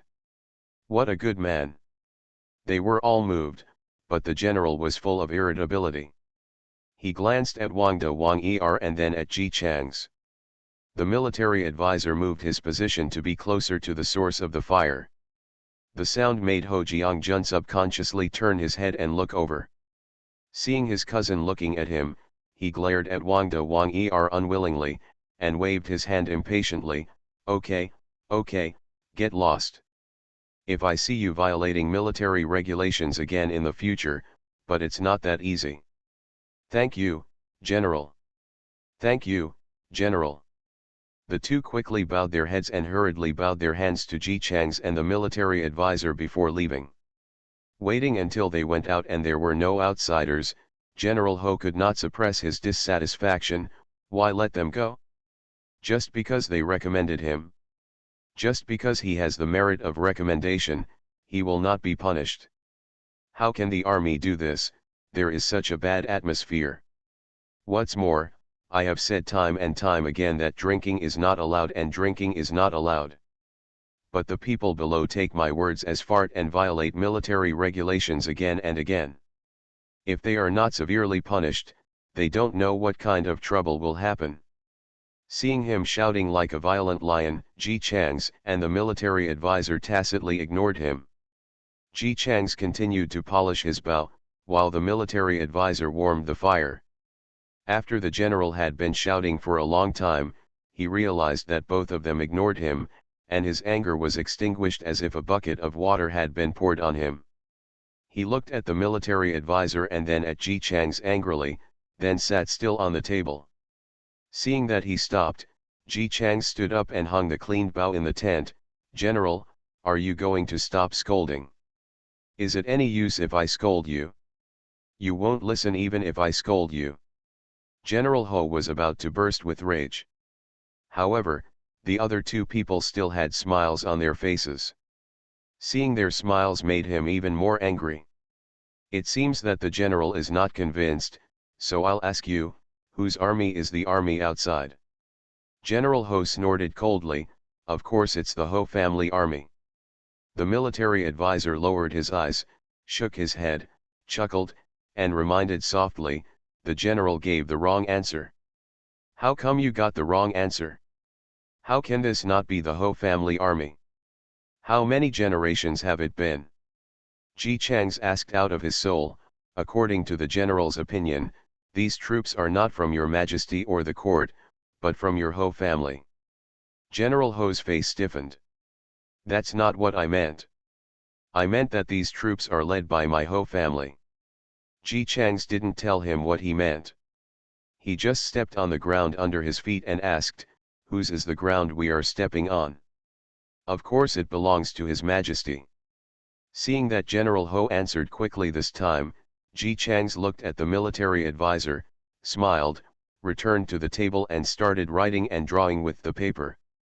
The military advisor followed up his words and continued to ask, since the land under our feet is His Majesty's territory, and the soldiers outside are His Majesty's, and these military regulations were also established by His Majesty, and then passed down one after another, why would the general add military regulations privately?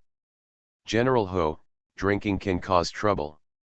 If we don't establish this military rule, what will happen if the enemy attacks us and our soldiers are still drunk? He felt that he was right and he did the right thing. The military advisor shook his head, looking helpless. Ji Chang's continued, my lord, it is not that the general did something wrong, but that the punishment set by the general is too harsh. Exactly. The military advisor nodded. If it is His Majesty's order not to allow drinking in the army, no matter how strict it is not too strict. Even if someone is killed, it will not matter. But the problem is that this military rule was set by the general himself. Of Ji Chang's, to the general, these soldiers are all Ho family troops, but to them, their real master is His Majesty. If His Majesty wants them to live, they will live. If His Majesty wants them to die, they will die. But why should the general do you want to set these rules for them and punish them because they violate the rules you set? General Ho frowned tightly, but I am doing it for the good of the army. If I don't do this, it will cause catastrophe sooner or later. The military advisor smiled. That's why I said the general was right, but the punishment was harsh. They won't listen if they are not strict. General Ho felt aggrieved. He looked at the military advisor, intending to hear what his cousin had to say next. The military advisor did not answer, but looked at Ji Chang's. If you punish the generals in the army, they may be unwilling to do so. If you don't punish them, you will worry about causing trouble in the future. It is wrong to advance, and it is also wrong to retreat. According to Mr. Ji, what should we do? This is simple. Ji Chang's answered very cheerfully, if someone secretly drinks alcohol again in the future, we will not punish you, we will only fine you money. Each person will be fined 5 taels of silver. If you can't get it out, it will be deducted from the military pay. This won't work. General Ho vetoed it without thinking, and felt quite like he had the upper hand. I'm afraid you don't know, sir, that for these soldiers, money is more important than themselves. Let alone 5 taels of silver, just 1 pound of silver too, they were reluctant to take them out. If we really fine them money, I'm afraid it will make them feel more resentful than corporal punishment. Ji Chang's expressed his understanding. These days, money is always more valuable than human life. 5 taels of silver is enough to buy 2 pretty little maids at this time. General Ho felt that this method was not feasible. If you do this, I'm afraid it will cause public outrage. After saying that, he was quite proud. He felt that he was very smart this time, so he looked at the military advisor as if he wanted to take credit. Military advisor, did you say that this general is right? The military advisor smiled and glanced at General Ho. General, why don't you listen to what Mr. Ji has to say next? This method is not feasible, there is nothing else to say later. General Ho looked at Ji Chang strangely, but when he saw the scholar in front of him wearing a long shirt, who looked as weak as his military advisor, but was very good at archery, he smiled. What if the 5 taels of silver are exchanged for 5,000 coins and distributed to other people? General Ho paused and fell into deep thought. The military advisor didn't even need to think about it, he just looked at Ji Chang's with admiration. If this is the case, I'm afraid one person will suffer and everyone else will be happy. Ji Chang's nodded. Let the general come on stage and explain why this is the case, and indicate that if someone secretly drinks alcohol in the future, he will still be punished in the same way. The military advisor's eyes gradually brightened. In this way, even if someone commits a crime against his will, his colleagues will expose the matter for money. Even if this person is surrounded by people who are close to him, the smell of alcohol cannot be smelled from a distance, but the smell is very strong up close. When a person lives in the world, it is impossible for everyone to like him, let alone money. The military advisor looked at Ji Chang's with admiration and said, in this way, I'm afraid it won't take long for the drinking culture in the army to be suppressed. Sir, you are indeed very resourceful. I have been thinking about how to have both sides of this matter in the past. But no matter how hard I think about it, I can't find a solution. I only found out about it today, and yet I figured out how to solve it so quickly.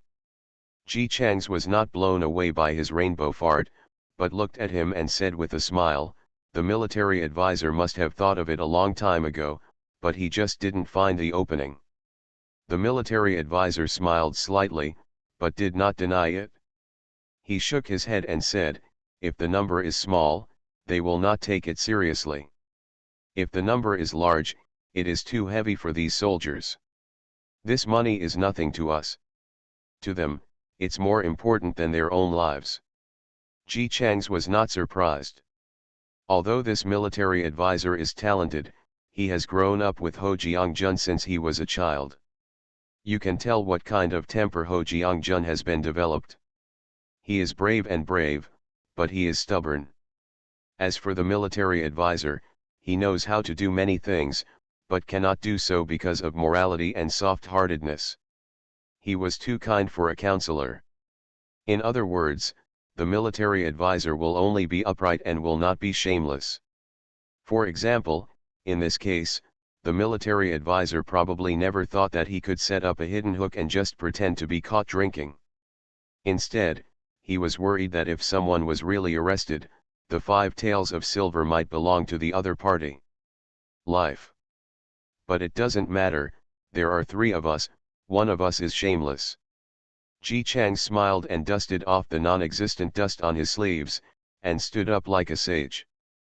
But there is a problem. Those 2 are kind to me and are willing to help me with this scene, but I just came to the military camp and I am short of money. The military advisor understood, it doesn't matter, it's good that the general is here.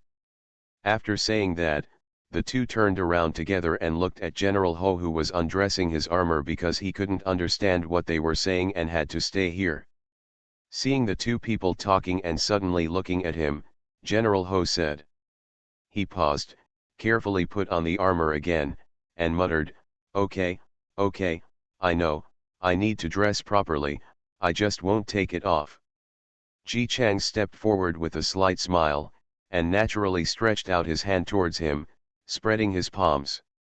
General Ho, what are you doing? For these 10 taels of silver, I will trouble the general to come out. General Ho. He pointed to his nose, I'm the one who did it? Why me? Sir, you just told them that you were the one who did it. Ji Chang's answered very confidently, I have no money. General Ho. He looked at the military advisor in disbelief. The military advisor nodded to him and said softly, give me the money. General Ho. He reluctantly took it out from his pocket, and it happened to be a 10-tael silver note. He turned his head and handed it directly to Ji Chang's, saying angrily, take it, take it. Ji Chang's took the banknote and said, in addition, the general will also give me the money for this jar of wine. General Ho. How come I'm also giving you the wine? Ji Chang's, the 2 little brothers bought this wine for me. They saved me, and they are not very rich people. I don't want them to spend money. You don't want them to waste your money. What do you want from me? Ji Chang's, I have no money. General Ho. He took a deep breath and turned to look at the military advisor. The military advisor was still warming himself over the fire. Seeing him like this, he nodded, give it to him. General Ho almost choked himself to death by inhaling too much. Gritting his teeth, he took out another piece of silver from his pocket and threw it to Ji Chang's angrily. Ji Chang's continued quickly, with a smile on his face, and raised his hands to General Ho, the general is indeed generous and merciful to his subordinates, but he is weak below. He can't even pick up a bow, and he can't save any money. In the future, I have to rely on the general to take care of me, thank you very much. General Ho was speechless for a while when he heard these familiar words. Isn't this what he said to Ji Chang's last time? Why is this man so vindictive? Ji Chang's ignored his gnashing expression and just put the banknotes and pieces of silver into his arms, and then cupped his hands in front of the 2 of them. I'm going to look for the 2 little brothers first. The general and military advisor can do what they want. He opened the curtain and went out. General Ho knew that Ji Chang's had a good ear, so he sat there holding it in for a long time, and then he stood up suddenly after holding it in for almost a quarter of an hour. Cousin, look at Mr. G, how can he be like this? He clearly holds a grudge. It's better to hold grudges openly than to hold grudges secretly. The military advisor was in a good mood, raised his eyes and said with a smile, Mr. G is a nice person. He used this matter to talk about it this time so that there will be no grudges between you. He is indeed a talented person. General Ho frowned, feeling that something was still wrong. He sat down opposite the military advisor and asked, Cousin, do you think Mr. G is very thick-skinned? When he asked me for money just now, he didn't feel embarrassed at all. The general is overthinking. The military advisor did not believe that a person like Ji Chang's could be really shameless. Instead, he admired his actions, he acted just now. He clearly regarded you and me as his own people. If we are not our own people and are both scholars, how could he open his mouth to ask for it, money? General Ho scratched his head. Then according to you, he is not a bad person. It's true. I think this man is gentle, elegant, talented, and never arrogant.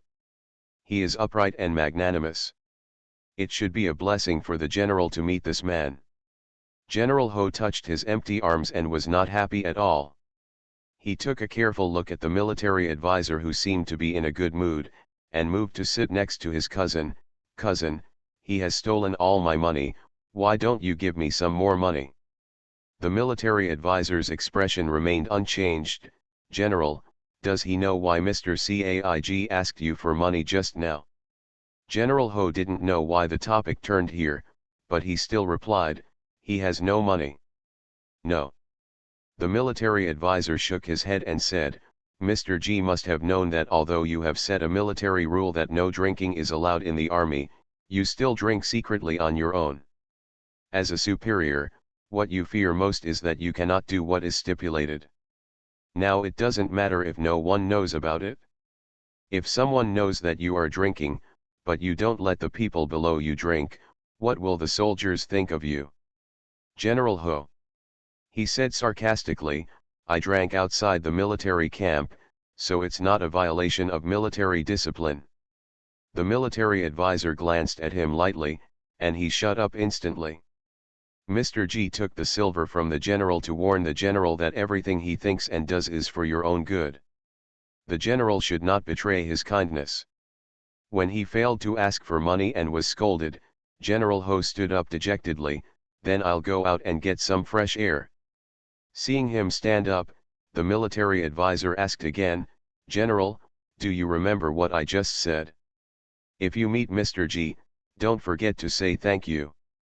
Remember, I remember everything. General Ho said, Mr. G is a good person. He asked me for money for my own good.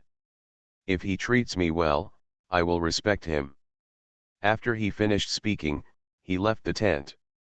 The military advisor looked up and sighed. With such a temper, if he died, he might not survive more than a year. Fortunately, Mr. G is here now. Mr. G is a clear and neat person, so he can take care of her to some extent. Outside, General Ho walked out of the tent and walked casually. He didn't know how long he walked when he suddenly heard voices in front of him. He took a few steps forward and happened to hear Wang Dachhan saying, Mr. G, I really want to thank you. If you hadn't interceded for us and offered us some money, my two brothers would have been beaten to the point where they wouldn't be able to get up. Nothing, you two are kind to me, so what's the big deal? Wang Er's face was full of anxiety, but you just said that one person is 5 taels, and 2 people are 10 taels. You can't even sell my 2 brothers for such a large amount of money. Sir, you just became the accountant, where did you get it, so much money? Ji Chang's had a righteous look on his face. He stood and spoke with kindness, money is not important. What is important is that you can be fine if you have nothing to do. The two of them became more and more moved. Thank you, sir, I don't know what the general thinks. They are all big men. Isn't it normal for them to drink? To beat someone for a jar of wine? General, everything he thinks and does is for you, but don't say such things. Ji Chang's waved his hands and spoke very righteously.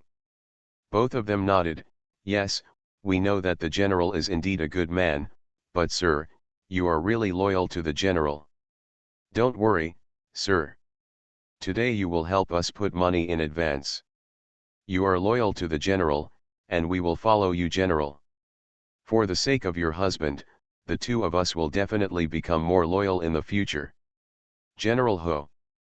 If you are loyal to him, you will be loyal to him, and for Mr. G. That's what he paid for. Ji Chang's nodded, I know that you two have always admired the general. Just do your best in the future.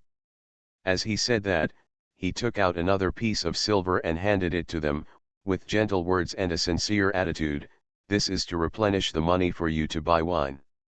Don't do this kind of thing again in the future. The friendship between us, even if it is not, there are some false moves. The two of them suddenly felt even more grateful, looking at Ji Chang's as if they wished they could worship him as an ancestor. Not only did he pay for them, but now he also gave them the money for the drinks. Mr. Ji is too kind. They refused, but Ji Chang's insisted on giving. They refused again, but Ji Chang still insisted on giving. In the end, the two had to collect the broken silver, thanked them profusely and left. Ji Chang's waited for them to go far away, then shook his sleeves and walked slowly towards General Ho. Seeing General Ho looking at him, he smiled without any surprise. "General, what a coincidence." General Ho saw him saying hello and continued walking forward without any intention of stopping. He chased after him angrily. "I clearly paid for that money, why didn't you tell them?" Ji Chang seemed to be walking slowly, but his speed was quite fast. General Ho could only strode behind him, watching this gentleman who looked very uncontroversial speak calmly. "They already admire the general, so that's why I do this." "General Ho, what kind of truth is this? They already admire the general. If I tell him what happened to the silver couple, it will only make these two people admire him even more." Ji Chang's picked off a branch casually, stopped and looked at the wood. While looking at it, he said to General Ho, who hurriedly braked as he stopped, "But if they think it is the silver coins I gave them, then this matter is very serious. It's different. The silver coins given by the general will make them admire the general even more. The silver coins I give will make them both grateful to me and admire the general. Based on this, which one does the general think is more cost-effective to tell them?" General Ho hesitated for a while and then said hesitantly, "Did you give it to me?" "Correct." Ji Chang's nodded and continued walking forward with the branch. "As long as the general understands, once the money is given, for both of them, they both admire the general and are grateful to me. This money has helped you to achieve the greatest effect. I don't want any reward, just thank you in your heart." As soon as he said these words, the person was already gone. General Ho was left standing there, feeling that something was wrong. I frowned and thought for a long time, then suddenly clapped my hands and reacted. It's not right. The silver was given by him, the admiration was from before, the admiration was admiration, and the gratitude was gratitude. How could I not be grateful just because I already admired her? Mr. G clearly used his silver as a favor for himself. In the end, he was asked to thank him in turn. It's clearly a quibble. Brazen. He consciously found a loophole and hurriedly chased after him. But he didn't know why. He was obviously a martial arts practitioner, but he couldn't walk as fast as Ji Chang's. When he returned to the camp, he saw Ji Chang's holding a blueprint and talking to the military advisor. General Ho stepped forward quickly. "Mr. Ji, what you just said is wrong, you." The military advisor was holding the drawings and was discussing with Ji Chang's with a happy face when he was suddenly interrupted. He raised his head and was about to tell his cousin to wait a moment. Ji Chang's waved his hand. "It doesn't matter, it will be fine soon." General Ho was able to quickly say what he had just thought of in one breath. After he finished speaking, Ji Chang's listened quietly. Then he asked, "Why does the general think so? I am under the general's account. The two of them are grateful to me. Aren't they also grateful to the general? The general has a high status and it is not easy to get along with them. This gratitude has reached me. Isn't it more convenient than the general?" General Ho. The thoughts he had just sorted out were disrupted again, and he gradually fell into deep thought. Seeing this, Ji Chang said to the military advisor, "Okay, I'm afraid the general will have to think for a while. Let's continue looking at the drawings." The military advisor nodded and added, "General, you can also think about why you issued this military order for the lives of the soldiers, but they are not grateful, but reject it. General Ho. His brain started to burn. The military advisor then turned to Ji Chang's and said, let him think about it longer. Okay, let's continue. You are listening to Novels at Bless Up channel. Wish you happiness and luck. Please subscribe to receive new novels. How do you feel about this novel? Please like and leave a comment. Everyone knows I'm a good man. Author, Teng Zhonmao. Chapter 46. Chapter 46. Ji Chang's and the military advisor had finished discussing it, but General Ho didn't think it through clearly. Fortunately, the two of them had known that this would happen, so they were not surprised. Anyway, as long as General Ho can fight, there is no need for him to use his brain. They discussed the matter over a stick of incense and decided what to do next. General Ho is really good at fighting, and his brain is very useful when marching and fighting. However, apart from fighting, his brain will shut down whenever he encounters other things. It wouldn't be wrong to call him stupid. Maybe this is because my personal talent is only full of fighting skills, and everything else is zero. If the world is at peace, it is a good thing that he is like this. After all, the people who hold military power are stupid, which is very good for the emperor. But who told us that these are troubled times? The princes were eyeing each other, fighting to the death. They did not dare to attack the emperor. They could only focus on the 6 ministries of the court, civil and military officials, and tried every means to win over people. At this time, the death rate of hundreds of officials in the court was very high. After all, take sides, your opponent may want to kill you. If you don't take sides, everyone might kill you. It was even more impossible to play both sides, and he was immediately killed. Like General Ho, there are many people who are resented because they did not accept the second prince's win over. You don't accept my win over? Okay. You look down on me. You don't accept my win over? Okay. Are you secretly siding with my opponent? You don't accept my win over? Okay. If you're not of any use to me, go to hell and let someone like me come up instead.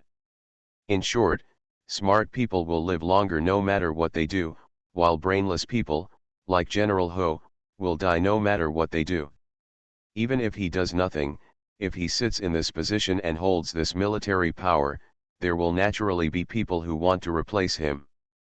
Don't you want this military power? That would be even more exciting. What is a useless person doing in this world? It means death anyway, that's exactly what it is. The military advisor wanted to save his life, but the problem was that General Ho's IQ could not be improved, so he could only rely on external forces to survive. For example, military advisor, such as Ji Chang's. First, increase the loyalty of the soldiers below to the general. After Ji Chang's finished speaking, he thought for a while and then decided, let's start with this military order on drinking. The military advisor frowned and nodded, okay. They knelt down facing each other, and General Ho sat on one side. Seeing that the two seemed to have reached a consensus, he asked curiously, what should we do? Will it tire you out? Ji Chang smiled at him, not really, I just need to trouble the general. General Ho. It is the cold winter, but the soldiers in the military camp cannot sleep in, they all have to get up to practice. While they were practicing, their superiors suddenly told them to stop practicing because the general had something to say. So everyone lined up with sweat on their foreheads.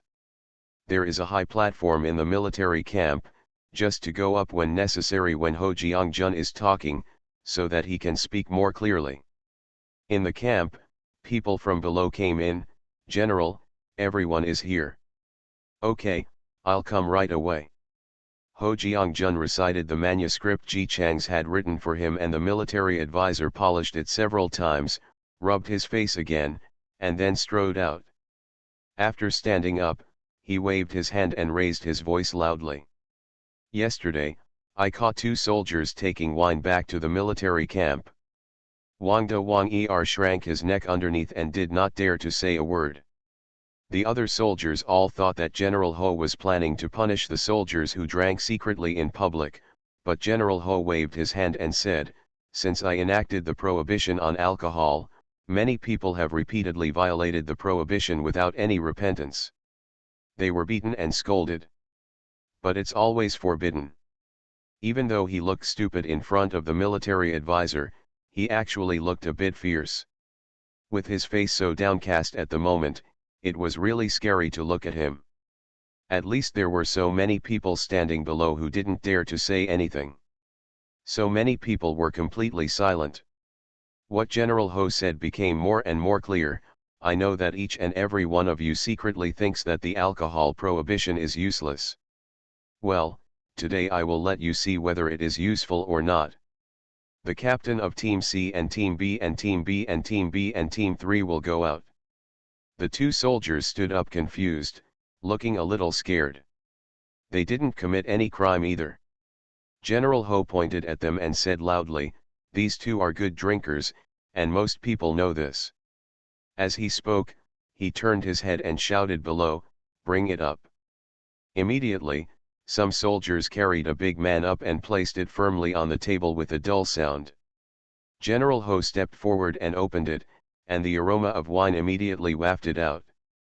He raised his voice and said, "Here is a jar of fine wine. I ask someone to go to the town to buy it early in the morning. You 2 come forward and start drinking. Stop when you feel you are done." The 2 men stepped forward hesitantly, neither daring to move. General Ho glared and said fiercely, "Look what I am doing, drink." The boss had an order, and even though they didn't know why the order was given, the 2 of them could only drink. "Don't tell me, it's really a delicious wine." If it weren't for the wrong occasion, they would have laughed out loud after drinking it. No one dared to speak underneath, they just watched the 2 of them drinking. Waiting until both of them put down the spoons in their hands, "General, drink it up." "Drink, right." General Ho looked at the 2 of them, his face was indeed red and his eyes were a little blurry. He pointed at a relatively thin soldier and said, "Come here, beat them both, fight with them." The soldier was confused. He was born thin. As captains, these 2 men were both weak and experienced. How could he defeat them? He stepped forward tremblingly, but did not dare to move. General Ho frowned and shouted, "Fight." Seeing this, the military advisor below shook his head, went up and said warmly, "The 3 of you will fight, 2 against 1. The winner will be rewarded with 5 taels of silver." As soon as these words came out, the eyes of the 2 captains and the soldier, who were already drunk and were not very clear-headed, lit up. He immediately started fighting without hesitation. The soldier was thin and weak, both of them were dizzy and unable to stand firmly. For a while, a draw was maintained. The military advisor stood aside and watched, and General Ho quietly came to his side, "Cousin, those 5 taels of silver come out of the general's account." General Ho felt bitter in his heart, but he still wanted to maintain his image in front of his subordinates. He could only scold the 3 of them with a straight face while feeling bitter in his heart. "Is this how you fight against the enemy? The bottom plate is unstable, how do I train you on weekdays?" The 3 of them fought lively. Ji Changs also found it interesting watching it from below. What a piece of green chickens pecking each other. Because General Ho was not talking now, the soldiers around him were also whispering. "Which one do you think will win?" "It's the 2 captains, look how strong they are." "I don't think so. They were drunk and couldn't stand firm. Otherwise, how could they let such a thin boy beat him back and forth and fail to take him down after so long?" "That's true. I really envy this boy. If only it was me who was called up just now." 5 taels of silver. Ji Changs listened to them talking, took out some peanuts from his arms and started eating. While eating, watch the battle on the stage. Sure enough, it was over soon. Although the two captains were experienced and taller and stronger than the smaller ones, they were confused after drinking, and they felt sleepy after being blown by the wind like this. It would have been nice if they didn't fall asleep directly on the stage. Under General Ho's hidden and distressed gaze, the military advisor personally gave 5 taels of silver to the thin soldier. The other 2 people staggered down with their heads down, while Xiao Bing ran off the stage with excitement on his face. This 5 taels of silver is enough for their family's expenses for 3 years. On the stage, General Ho's eyes followed Yinzi. From the perspective of others, he admired this boy who could defeat the 2 captains, and he suddenly became more envious and jealous. It wasn't until the soldier entered the team that he couldn't see it, that General Ho reluctantly looked back. Did you see it? These 2 people are famous for their ability to drink, fight, and have experience in killing enemies. So what? They are not just at the mercy of others after drinking. They can't even defeat a small soldier. If you are at home or outside, as long as you are not in my military camp, I don't care how you like to drink. But if you are drunk in the military camp, and the enemy attacks, the drunken people will even go to the southeast, northwest, etc. If you can't tell, how can you meet the enemy? Is it possible that I have to burp from wine? Seeing the furious look on his face and the frighteningly cold tone in his voice, the people below did not dare to speak out and carefully watched General Ho speak. For the sake of your lives, I don't let you drink, but it turns out that you are all doing well. You are not allowed to drink, but you still drink secretly. What's wrong? You don't feel bad about the slap, do you? No matter how many people who loved drinking in the past had complaints about General Ho. Now I saw with my own eyes that the 2 drunken captains were beaten by a thin soldier, and I felt a little scared in my heart. They are all people who have been on the battlefield, and of course they know how dangerous the situation is if the enemy attacks. Your own life is still important. General Ho saw the thoughtful expressions on the faces of the people below and snorted coldly. Today I will set a rule here. From now on, if you catch anyone drinking in the military camp, we will fine you no more.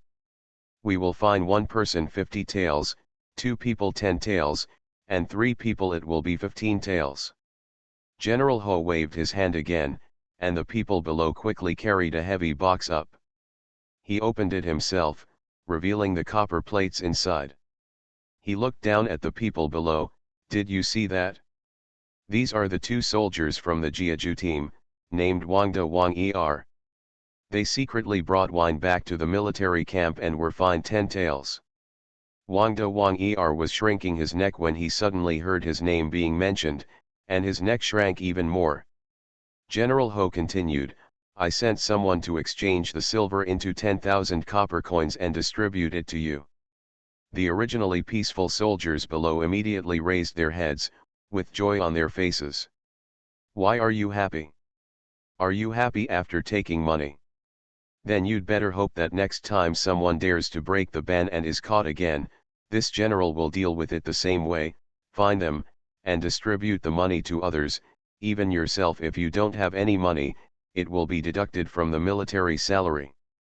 The first time I'm fined is 5 taels, the second time I'm fined 10 taels, and the third time I'm fined 15 taels. If you can't afford it and can't deduct it, then you will be punished with a serious crime. After saying that, he turned around and strode away from the stage. The people below were immediately led to disperse. After hiding in the back, General Ho breathed a sigh of relief. He almost forgot his words just now, but luckily he had memorized them all night last night. Ji Chang's came around from the other side. General, in a moment you can give 2 taels of silver to each of the 2 captains. General Ho. Isn't it said that you can only make money if you win? They didn't do anything wrong.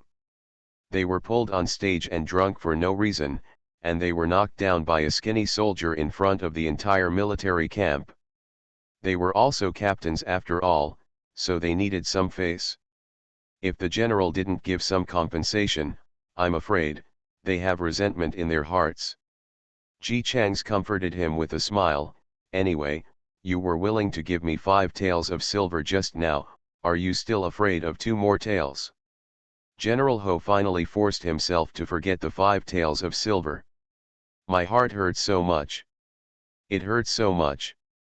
Ji Chang's, General, don't you have any money? If I don't have any money, I'll go to the military advisor and ask for it. General Ho became angry. Who said I have no money? I am also General Xingguo after all.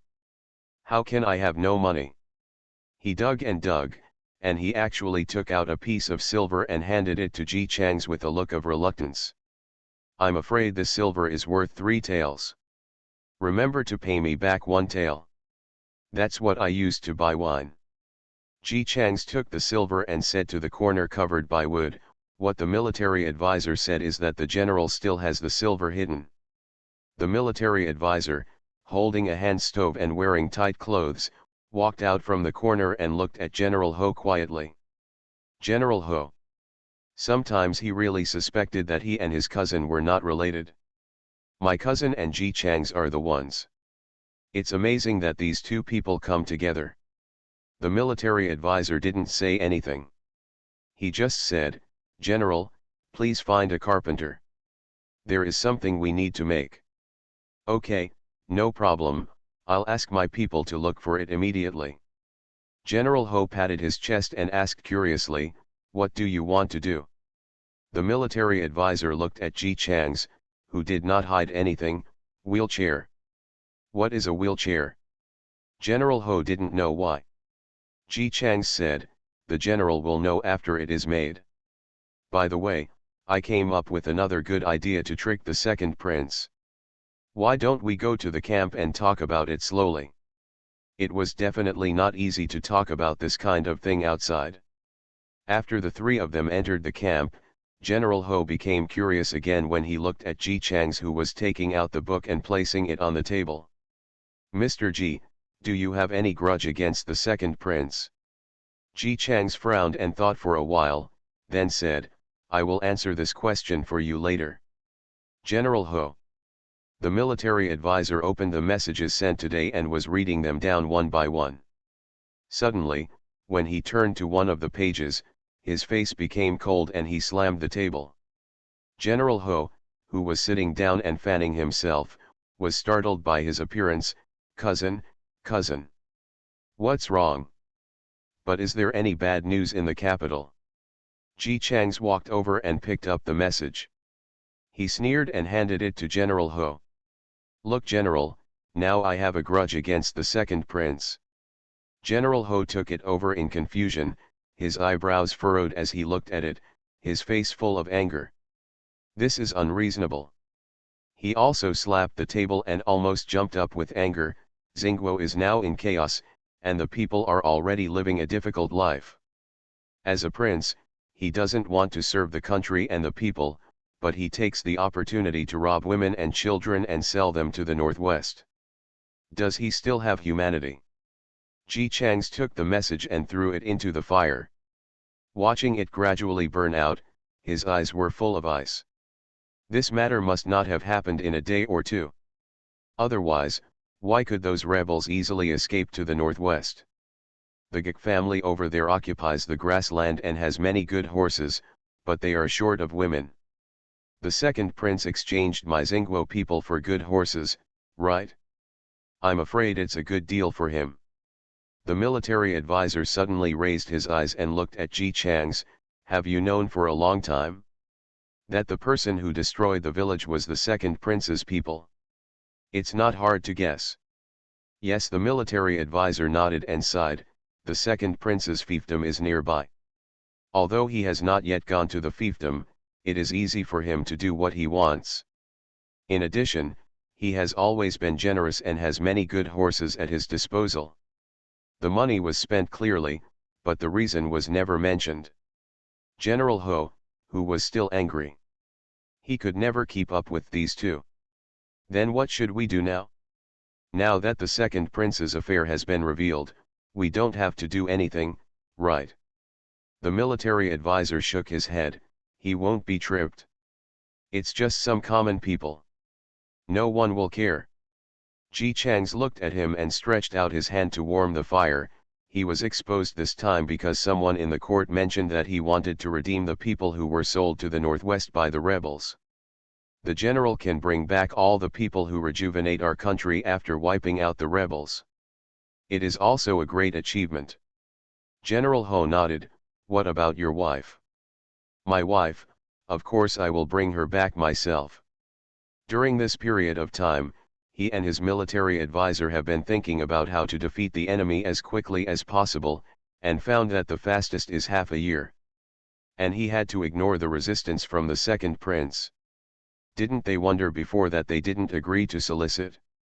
Why did the second prince try so hard to go against General Ho? Now it seems that the plan is to get him down and replace one of his own people. The operation of exchanging people for horses will be easier and simpler. Get ready to go and fetch the miracle doctor. General Ho then remembered it and said quickly, speaking of this miracle doctor, my people came back after asking about it and said that the miracle doctor has a weird temper. Since his legs were lame due to the poison he tried, he has refused to see him again. Ji Chang's nodded. I know, he will still help people see doctors, but he just put forward a condition. Yes, he said that he would only be willing to see a doctor unless the person he wanted to see could move freely and act like a normal person. General Ho felt that this was an excuse. He can't cure himself. If someone really has such ability, there is no need to go to him for medical treatment. Some people came to see him before, but he wasn't happy with it. Even with the knife on his neck, he wasn't happy with it. I think there's nothing we can do. Why don't we try another person? But after asking around, this miracle doctor is the only one. High reputation. Ji Chang's, who said there is no way. He pointed to the drawings on the table. This is the method. The army began to set off. On the way, they stopped to repair where the miracle doctor was. They led the people to the bamboo house. General Ho stood up first and said, I'm Ho Ruoming, I'm here to see the miracle doctor. A child opened the door and walked out, saying crisply, Master said that he will only see the doctor again if he can travel freely. General Ho's face immediately showed a smile that was unexpectedly proud, and he asked people to move the wheelchair forward. Patting the armrest of the wheelchair, this is what allows the miracle doctor to travel freely. The child looked up and down in confusion. What is this? Wheelchair. General Ho pointed to Ji Chang's beside him. This gentleman with great talent made it. Ji Chang's bowed his hands and said with humility, No, no. It's just in the brain. Everyone knows I'm a good man. Author, Tang Zhongmao. Chapter 47. Chapter 47. Because they took out their wheelchairs, the group entered the bamboo house anyway. In the room, there was an old man sitting on a chair reading a book. When he saw them coming in, his eyes fell on the wheelchair being pushed in from behind. Is this what you said, the thing that allows me to move freely? He roughly understood the structure of the wheelchair after just a few glances, and sneered, This thing is not up to standard, please take it back. Ji Chang's, however, acted as if he had not heard anything. He knelt down next to the charcoal fire very naturally, stretched out his hand to pour tea, and poured 3 cups of tea. 1 cup was for himself, 1 cup was for the military advisor, and the other cup was handed to the miracle doctor. Come, drink tea, don't be polite, it's just like your own home. Miracle doctor. General Ho. The military advisor, on the other hand, nodded after hearing this, sat down naturally, picked up the tea that Ji Chang's poured for himself, and started drinking. After finishing the drink, I would like to say, good tea. Ji Chang smiled and took a sip. It is indeed good tea. After finishing the drink, he looked at the miracle doctor. Miracle doctor, why don't you drink it? Such good tea is rare. The miracle doctor gritted his teeth for a while, then suddenly smiled, "Are you thicker-skinned than me? Don't dare, no one in this world dares to compare with you. It's good to know." Seeing that he didn't dare, the look on the miracle doctor's face became a little better. However, the child beside him looked a little hesitant. He looked at Ji Chang's and whispered something into the miracle doctor's ear. The miracle doctor's originally improved expression suddenly changed, and he looked at Ji Chang's. "You said I'm thick-skinned." "I didn't say that. This is not what I said." Ji Chang's waved his hands innocently, "But, miracle doctor, you said it yourself before, if someone can find a way to make you move freely, you will treat the disease. Why don't you admit it now that we have found it? Of course, I'm not saying that you are thick-skinned. I never speak ill of others. The most I can say is that you are not very thin-skinned." "Miracle doctor." He sneered, "I said that because I wanted to find someone who could heal my legs. What's the use of finding me such a crappy thing? I don't want to sit on it. You have to rely on people to push you out. That's what you said is wrong." Ji Chang said, "Who doesn't know that your leg was poisoned by yourself? You are a miracle doctor. Who in the world can undo the poison you gave me? Just you. Can you undo it?" The miracle doctor remained silent. He really couldn't figure it out. A series of compliments came out of Ji Chang's mouth. "Your medical skills are definitely obvious to all. To put it bluntly, your medical skills are absolutely top-notch in the entire Xinguo. You can't do anything about it yourself, and no one can find a way." His words were sincere and his expressions were spot on. The ugly look on the miracle doctor's face gradually improved. No matter who they are, they all like to hear others brag about their own rainbow farts. Especially this rainbow fart is what he is best at. The more you blow it, the more comfortable it becomes. Of course, this also requires skills. Otherwise, if you find someone who is not good at cooking and brag about his superb cooking skills, it would be strange if he doesn't call you stupid and stupid in his heart. In short, the miracle doctor was very happy to be praised. Ji Chang's also analyzed Balabala. "Since you can't solve it, why do you say such words? Just find a place to sit quietly and say that you will never help people see a doctor in your life. Those who want to see you will give up as soon as possible. That's it." After Ji Chang's finished speaking, he suddenly said, "I think you just don't want others to forget you, and you don't want to cure the disease, so you deliberately created such a difficult problem." The miracle doctor, who was secretly proud, said, "Anyone with some ability needs to save face, let alone someone like him." Now he was so angry that Ji Chang's pointed at his nose and said that you just couldn't let go of those reputations, so you said such words. "What nonsense are you talking about? I. Before he could finish speaking, Ji Chang's intercepted him. "Of course, it is impossible for a miracle doctor to do such a thing because he is reluctant to give up his reputation, so I boldly made a guess. You spread the word and said that only those who can make you act you are willing to leave the mountain only if you are free, but there is no such person in Xinguo, so your words must have a deeper meaning." Miracle doctor. The deeper meaning is that he accidentally poisoned himself and then wanted to stand up again, so he came up with this method. However, who would have thought that in such a cold place, there would be no one in the Xinguo medical community who could fight, which made him still a cripple after all this time. Hey, there's no way, why is he so good? Ji Chang's, the miracle doctor must have known from the beginning that no one could cure you, so you spread the word just to let everyone in the world know about it, and smart people will naturally come. When the miracle doctor saw that he stopped talking, his curiosity was aroused. "What are you coming for?"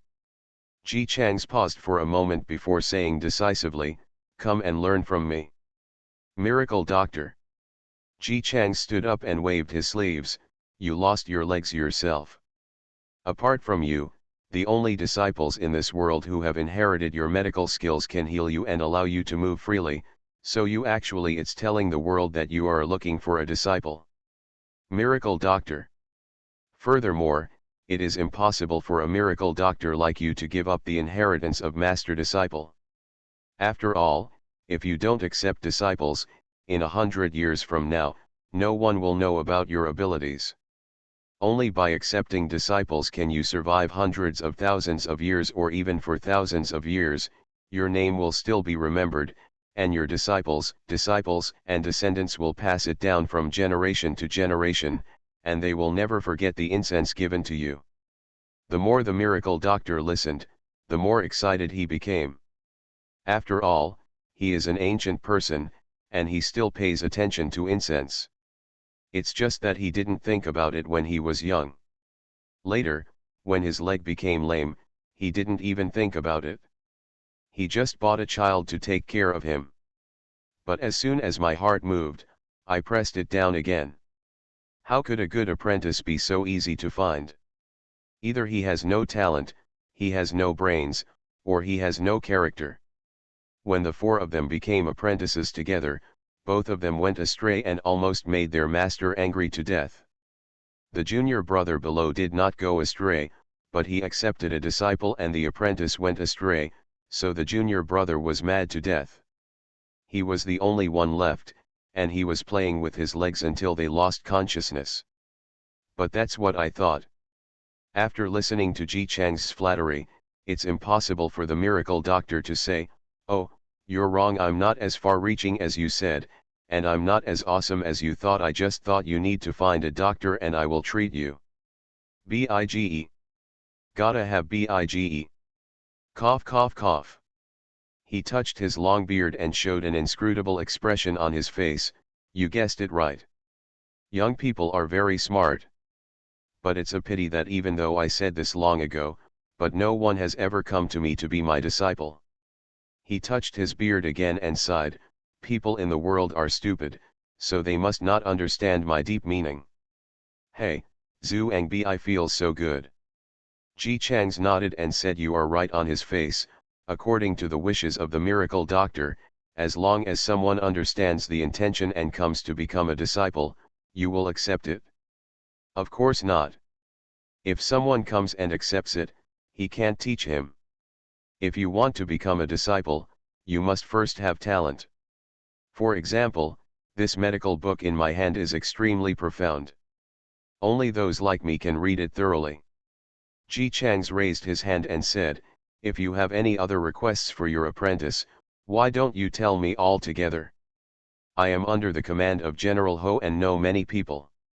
I am chasing the rebels now. Maybe I will meet him by chance along the way, the disciple the miracle doctor wants.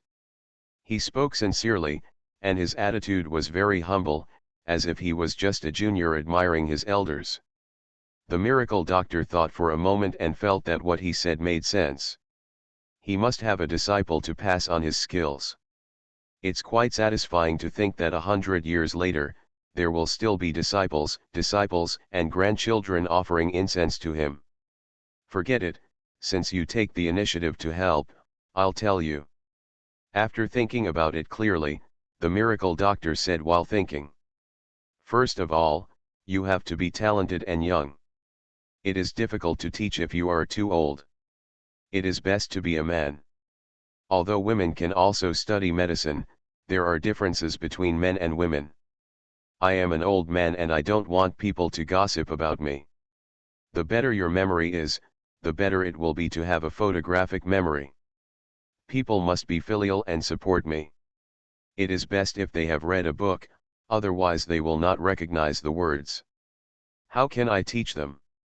What else can I think about? He thought for a long time and felt that there was nothing to add.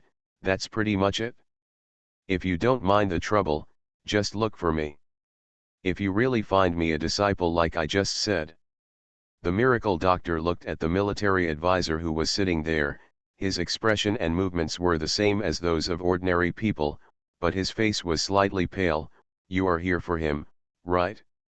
If you really find him, I will treat him. Good. General Ho was very excited when he heard that the conditions given by the miracle doctor were not very difficult, but it was a bit difficult to have a photographic memory, but it didn't matter, just have hope. He was standing up and wanted to say that he would send someone to look for him right away, even if he had to search all over the country to find the disciple that the miracle doctor wanted. Ji Chang's, who was next to him, knelt on the ground neatly and performed a bowing ceremony. Master is here, please bow to me as a disciple. Miracle Doctor. General Ho. The military advisor was also a little surprised, but he was only surprised for a moment before he reacted, smiled, shook his head, and took a sip of tea. Miracle Doctor, what are you doing? Ji Chang's Malu knelt straight. The disciple is young and a man. He has understood the master's intentions. He has a photographic memory and extraordinary talent. He is very filial and willing to serve the master. I thank the master for accepting his disciple. No. Wait a minute, I haven't promised you yet. Ji Chang's had a hurt look on his face. Does master dislike his disciples? Wait a minute, don't call me master, I didn't say I would accept you. But my conditions are all right. Master is extremely smart. Wasn't he talking about me just now? Miracle Doctor. Yes, yes. He would not accept apprentices at will. Even if he picked up an abandoned baby on the roadside and brought it back to be raised, he would definitely not accept as his apprentice the guy in front of him who looks extremely smooth and full of bad intentions. You still have a photographic memory, who are you kidding? There are no people in this world who have a photographic memory. No matter what, he won't admit it. Even the superiors don't admit it. Ji Chang stood up slowly. It seems that master really refuses to accept me. He sighed in frustration, picked up the medical book on the table, glanced at it twice, and then memorized it silently. The expression on the miracle doctor's face went from I just won't accept you to shock, then to trance, and finally to ecstasy. When Ji Chang's finished memorizing it, he couldn't wait to pull Ji Chang's sleeve. Do you really have a photographic memory? Ji Chang's nodded and sighed. So what if I have photographic memory? I am not the disciple you want to accept. You memorize one first and show it to me. The miracle doctor casually took a medical book and handed it to Ji Chang's. Ji Chang's took the medical book, flipped through it and memorized it quickly. The miracle doctor's eyes became brighter and brighter. General Ho was fascinated by the look and whispered to the military advisor, look at the miracle doctor's eyes, do they look like an old cat has caught a mouse? Ji Chang's, who was carrying him, glanced over lightly. General Ho shut up immediately. When Ji Chang's finished memorizing it, the joy and love for talent on the face of the miracle doctor almost overflowed. Sure enough, you have a photographic memory. What's your name? Ji Chang's raised his hand and said, I am from Hu County, Ji Ching is Ji Chang's. Okay, you are young and have a lot of talent. Are you willing to be my disciple? Chief Ji's Elijuo knelt down and said, disciple is willing. The smile on the miracle doctor's face suddenly became even happier, almost as if he had picked up a big piece of gold that fell from the sky. Of course you have to be happy. If such a person with a photographic memory becomes his disciple, he might be able to outdo his master and cure his leg in the future. No, he was so happy that he suddenly woke up for a moment. Has he been tricked? Ji Chang's had already stood up and supported him. Master, don't worry, this disciple will definitely take good care of your old man. The miracle doctor was even happier. Routine. What routine? There is no routine, it's all fate. General Ho saw that after just a while, the two of them already looked like a loving master, a filial disciple, and in harmony, with questions written all over their faces. Didn't you dislike Mr. Ji just now? The miracle doctor already looked like he had forgotten everything that had just happened.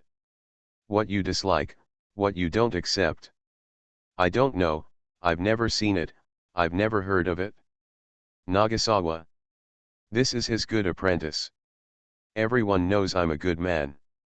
Author, HandsomeMaleLead. Chapter 48. Chapter 48. Ji Chang successfully achieved apprenticeship achievement.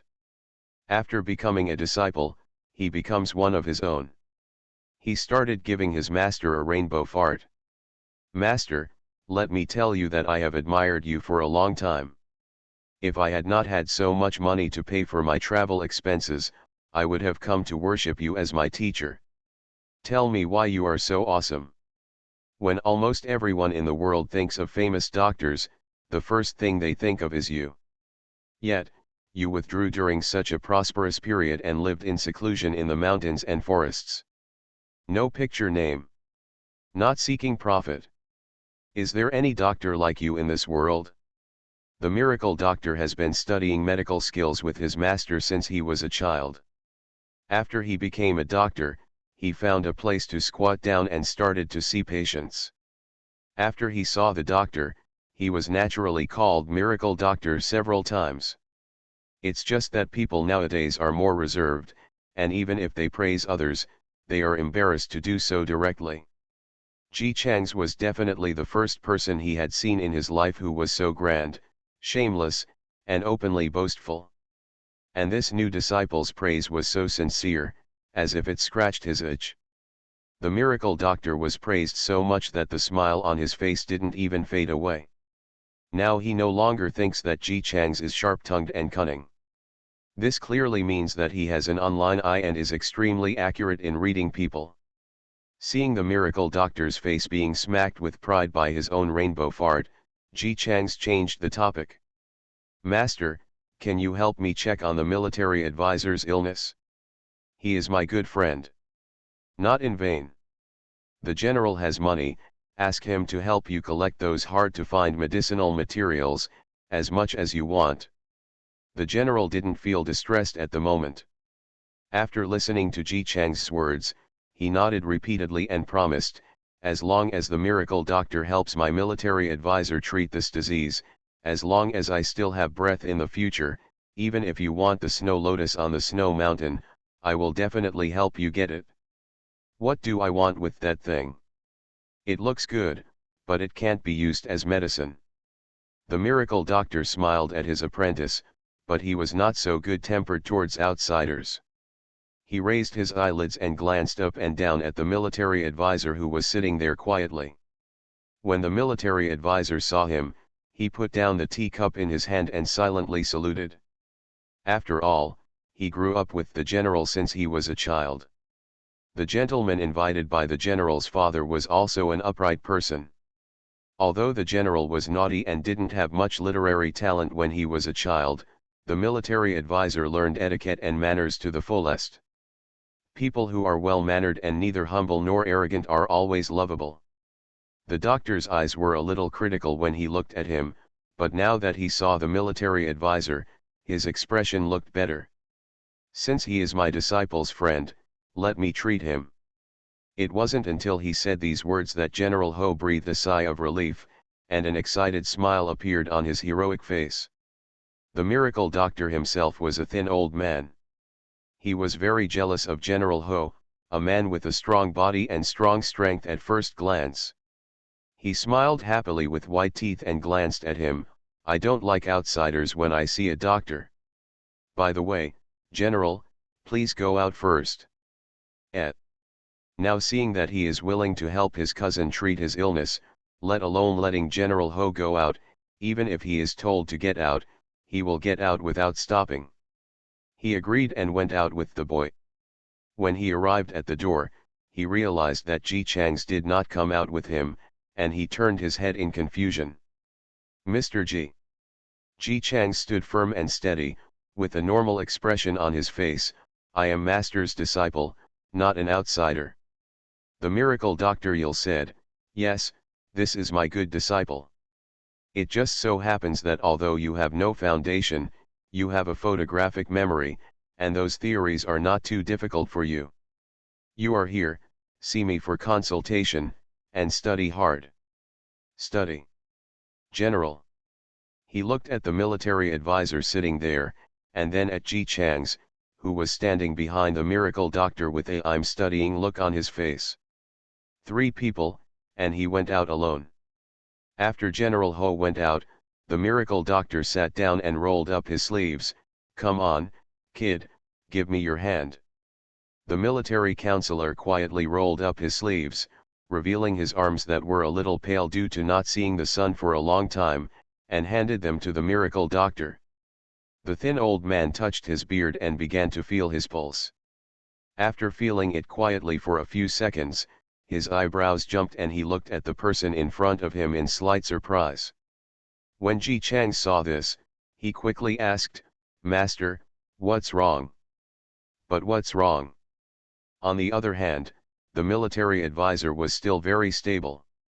Seeing the miracle doctor looking at him, he slightly raised his lips and smiled. "It's not that there's anything wrong with it, it's very bad." The miracle doctor is still somewhat capable. Although he has not diagnosed his pulse for a long time, his words are full of certainty. He is already weak and needs to be taken good care of. Now that his body has suffered such a big loss, he must be working too hard instead of taking good care of him. In addition, he was once poisoned, but now he is at the end of his life. Ji Chang's frowned. He had guessed before that the military advisor's health must not be much better, otherwise the original owner would not be able to harm General Ho. "I just didn't expect that the military advisor had stayed up all night with him to check the sand table and make plans."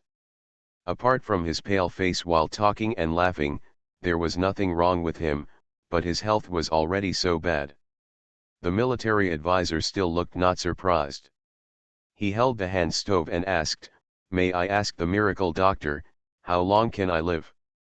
Speaking of this, the miracle doctor is very proud. He stroked his beard quite proudly and coughed, "If I hadn't encountered old age, I'm afraid I would only be able to live another half-month at most." Ji Chang's captured the key point directly, but now he has met the master. That's right. The miracle doctor looked for paper and pen beside him and began to write a prescription. He is like this now, and it is hard to be tired again, but I will give him a prescription. He should follow this. No matter how much he eats, it won't be able to make up for it. It's too much. If you keep it for a year and a half, you will still have coughs in spring and autumn, but at least you won't be in danger of life. Oh my, he is such an excellent doctor. Anyone who has closed the door of death can be brought back. Ji Chang saw the expression on his master's face that said, "Praise me, praise me, praise me." He praised very cooperatively, "Master is indeed very powerful. He can hang a pot to save the world. Such skills can be passed down through the ages. Ha ha ha ha ha, it's not enough to mention, it's not enough to mention." The miracle doctor touched his beard and looked more and more satisfied. He took Ji Chang's and while writing the prescription, he told his disciple why he prescribed it in this way and what the medicinal material was used for. When he finished speaking, he concluded, "Just remember these. I also have some medical books here. You can read them all and treat more patients. After 10 or 8 years, you can start practicing. Hey, it's better to bring a disciple with high talent. Don't worry." After the miracle doctor Balabala finished speaking, he went into the house to get some medicine. As a doctor, even if he doesn't consult, he has a lot of medicinal materials here. So only Ji Chang's and the military advisor were left in the room. Ji Chang's knelt down opposite the military advisor and asked directly without being tactful, "Who poisoned you?" "It's just that a spy is eyeing the position of military advisor and intends to kill me and replace me." The military advisor smiled nonchalantly, "Mr. Ji, you can rest assured. From then on, we will check all new people entering the military camp and this will never happen again." Ji Chang's, "I'm not afraid. I'm good at archery. Now I'm studying medicine with my master. Then I'll learn some poison techniques. Ordinary people can't get close to me." The military advisor in front of him smiled, "Yes, Mr. G is not an ordinary person. He said, just now, the miracle doctor said that I am not going to die soon. Please, Mr. G, Please don't tell others. Ji Chang's didn't ask him why. Thinking about it, the military advisor was not surprised at all when he learned the diagnosis result. He must have known about it for a long time, but during this period, it was always the same as usual, just to hide it from others. If I hid it before, it wouldn't be cured anyway, so it would be better if others didn't know, and it would save many people from worrying. Now if you hide it, it will be cured anyway, but telling it will only increase anxiety out of thin air. Ji Chang's has always admired military advisors, and now his appreciation is even more powerful. Since I met my lord, you have always looked like this. You have taken care of military affairs and trivial matters neatly. Ji is a little curious. Don't you want nothing? The military advisor raised his eyes, with a bitter smile on his face. Of course I have it, but even if I say it, I'm afraid no one can do it. Ji Chang's poured tea for him. Sir, why don't you tell me, maybe I can do it? There was a hint of heaviness in the military advisor's tone. I want the country to be peaceful and the people to be safe. When our soldiers are fighting for their lives on the battlefield, the imperial court can distribute food and clothing in time, instead of dividing them into several camps and quarreling for this victory.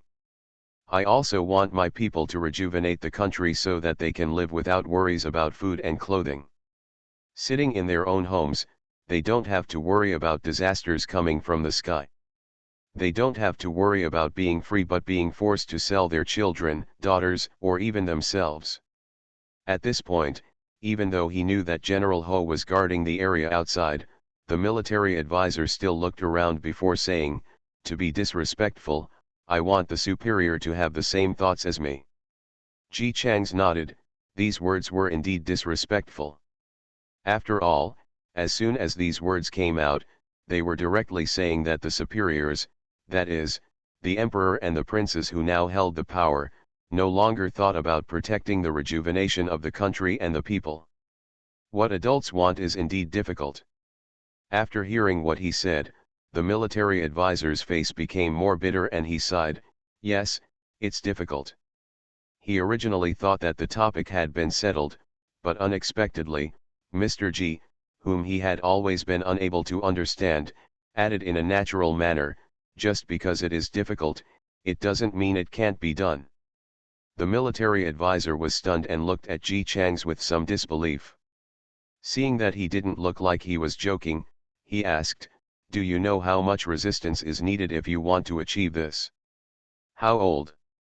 His Majesty worked hard in his early years, but in recent years he has gradually become greedy for pleasure and turned a blind eye to the fights among his princes. Even if the princes cause harm to people and occupy people's farmland, they can treat it as nothing happened. Ji Chang's nodded, understanding that this meant that the boss above was unreliable. The military advisor continued, only 3 of the princes below have grown up. The eldest prince has a somewhat irritable temper. In order to cover up the occupation of farmland by his subordinates, he silenced him overnight. Everyone on the entire farm died, and it was reported as a plague. Not to mention the second prince, who colluded with the rebels and bought and sold our people. In order to cover up his crimes, those who were not taken away were never left alive. The third prince is pretty good compared to them, but his mother is a barbarian. Her mother's family has no status and she has foreign blood, so it is impossible to succeed to the throne. The fourth and fifth princes are twins. It is impossible for them to ascend the throne. The only remaining one is the infant sixth prince, just a baby. Ji Chang's heard what the military advisor said, and the princes below him were not reliable either. I know what he means is that the boss is not reliable and neither are his sons. It will be very difficult for us to achieve that goal. No wonder the eldest prince and the second prince fought fiercely. After all, the younger brothers below them were incapable of fighting. If nothing else happened, the crown prince position should belong to them both. However, he is best at making YIWAI. Can't a baby be an emperor? The military advisor was slightly stunned when he heard what he said. After he came to his senses, he still replied, "Of course it's possible, what do you mean?" Ji Chang smiled gently, raised his hand, and made a gesture of wiping his neck. "If the person above cannot inherit the throne, the sixth prince below can still sit on the throne even if he is an infant. There is a precedent for this matter, but the sixth prince's biological mother died young and there is no support from his mother's family. I'm afraid it is precisely because of this that the sixth prince was chosen." Ji Chang's affirmed, "If we choose the sixth prince, we will be his mother clan when he is still young. But if that's the case, you and I will definitely take control of the government. When the sixth prince grows up, it will be difficult for us to escape unscathed. Throughout the ages, how many regents have ended well? Even the imperial master who assisted the new emperor would hardly have a good ending. It doesn't matter, it doesn't matter. It will be better to return the government as soon as possible. What's more, if the sixth prince can really be promoted to the throne, since he does not have the power of his mother's family, Ji Chang's will definitely teach him when the time comes." The chance that the children he taught would grow crooked was very low. Even if it was really crooked, he could escape unscathed. The worst case scenario is to retreat overseas and become the king of a country. Seeing how confident Ji Chang's was, the military advisor still couldn't understand, since Mr. Ji is so sure, why not? His expression was as gentle as Ji Chang's, but his pale fingers made a strangling motion. Ji Chang's understood instantly.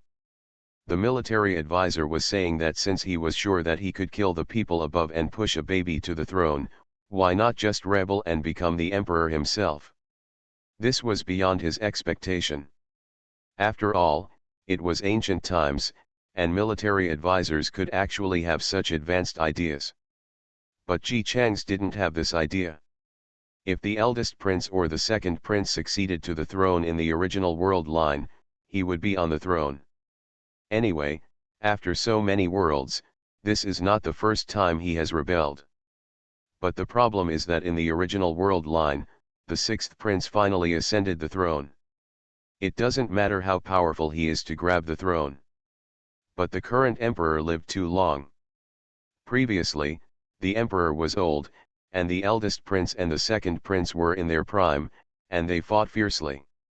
As a result, the two of us had been fighting for so many years, but the old emperor still persisted in walking on the path that would outlast my son and me. He forced his two sons to death.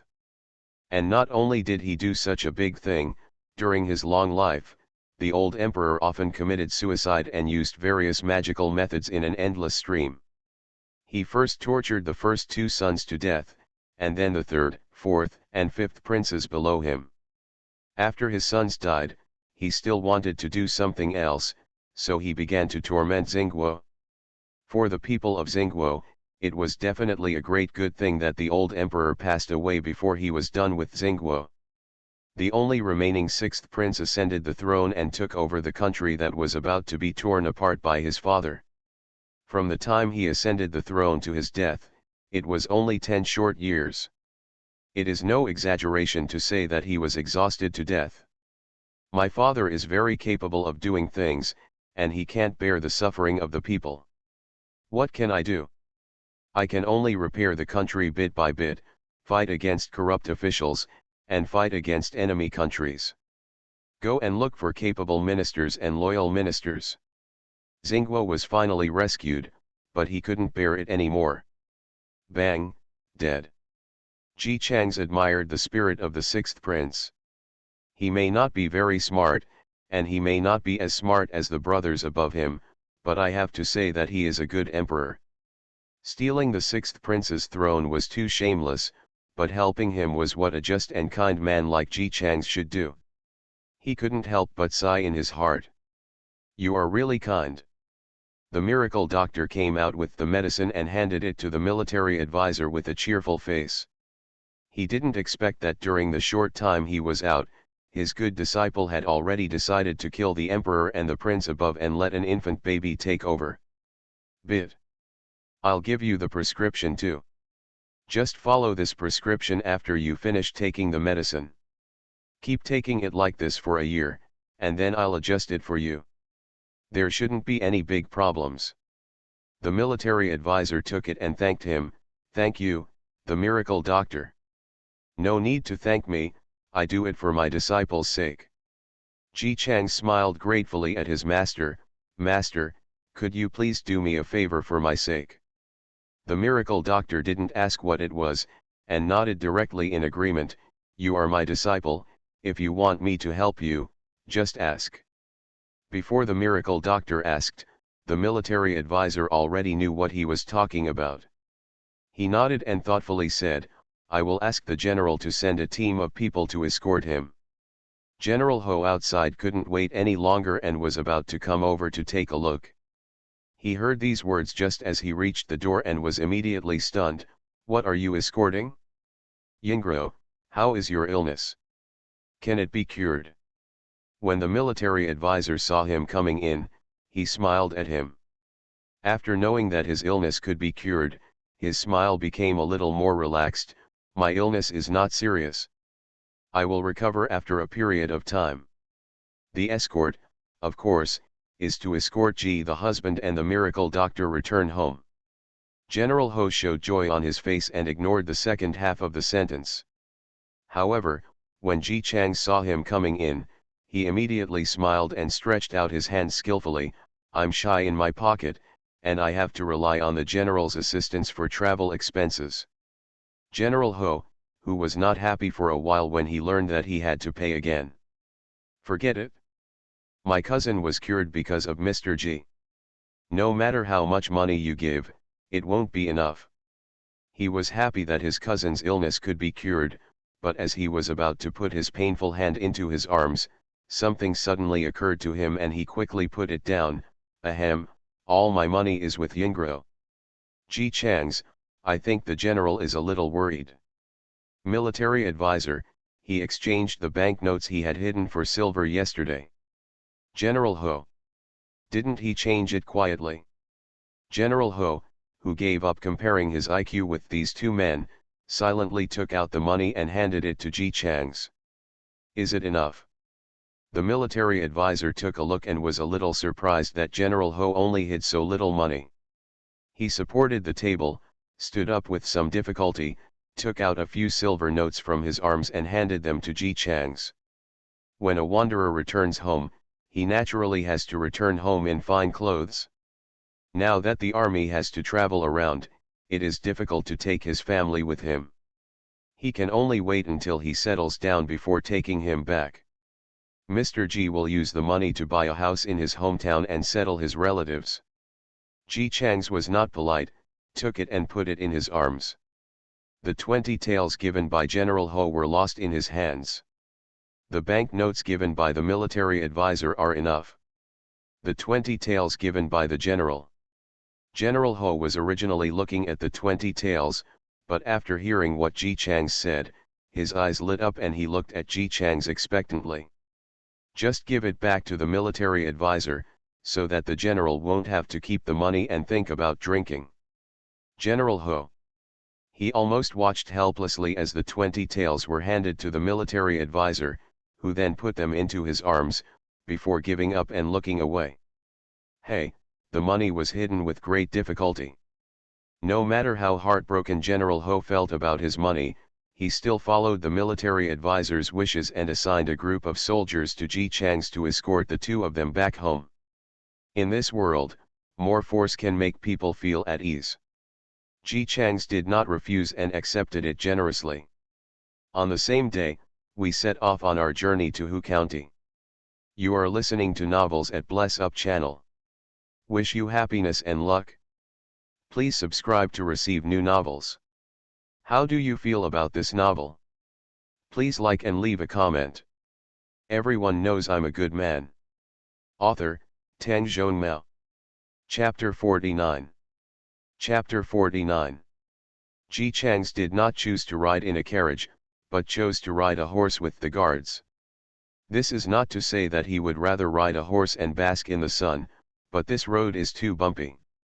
Sitting in a carriage is like being locked in a cage and someone is shaking it up and down outside. Not to mention drinking tea and reading a book inside, it can shake you down even if you are sleeping.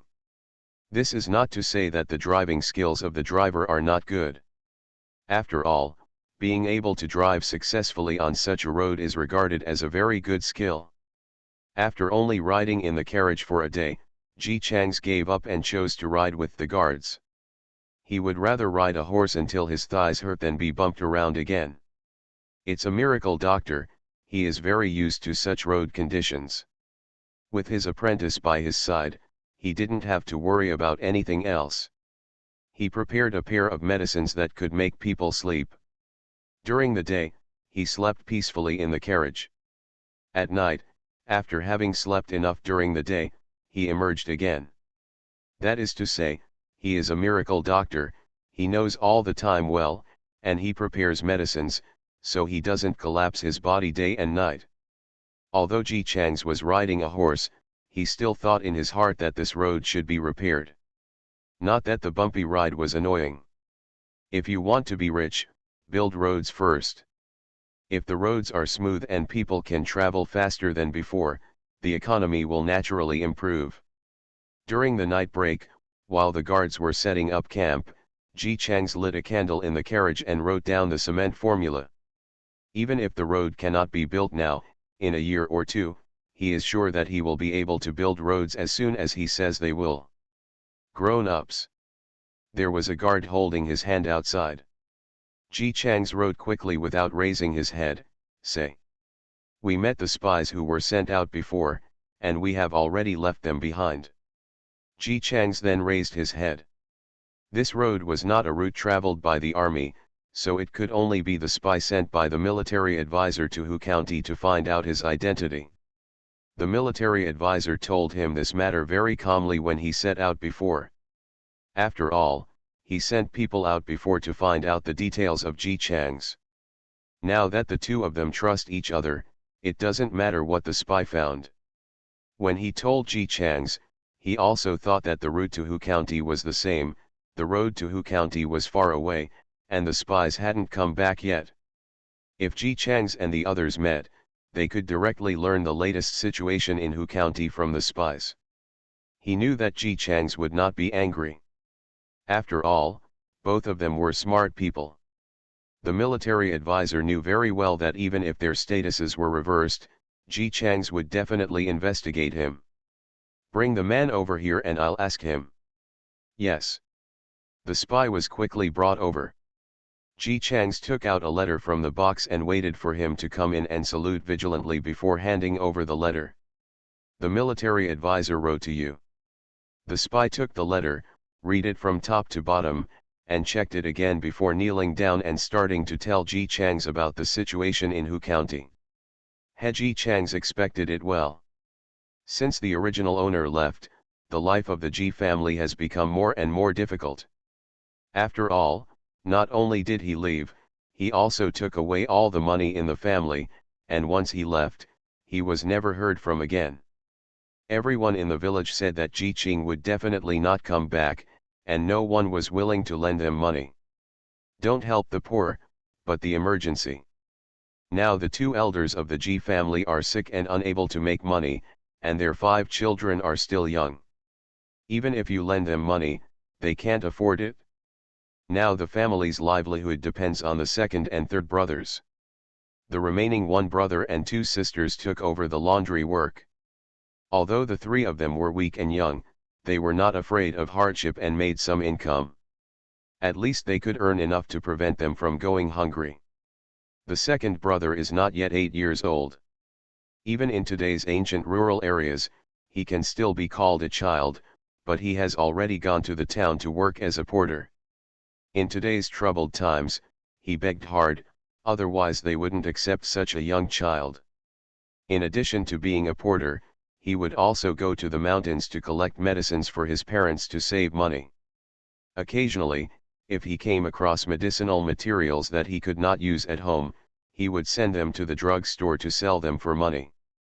The third brother is less than 7 years old, but he seems to have a talent for hunting. Occasionally he can catch some prey and send it to the town to sell for money. This family is indeed supported by 5 children. Even though he had known it for a long time, Ji Chang's eyebrows furrowed severely when he saw how they had managed to support the family at such a young age. He asked, "Don't I still have a field at home? I rented it to my second uncle's family before, and we agreed that we would provide rations every month. Why wasn't this stated?"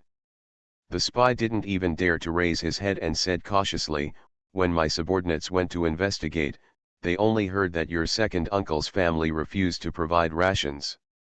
Your second brother once went to argue, but was kicked out and has never come to your home since.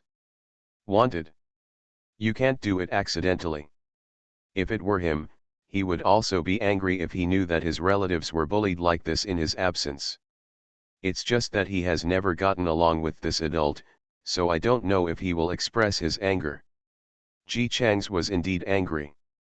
He squeezed the brush in his hand tightly and smiled in anger. The original owner's memory was a little vague, and he didn't care about his family, so Ji Chang's could only read some vague things from his memory. He remembered things like the fields being cultivated by his second uncle.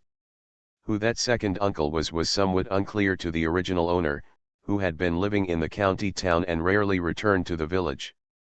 Ji Chang's dug through his memory and finally pulled out this person. The original owner's grandma gave birth to a bunch of children, which is very common. At this time, there are no contraceptive measures, so it is normal to have a bunch of children. But she could not afford to have children, so she gave birth to a lot of children, and only 2 sons and 1 daughter survived. That is, the original owner's father and the second uncle.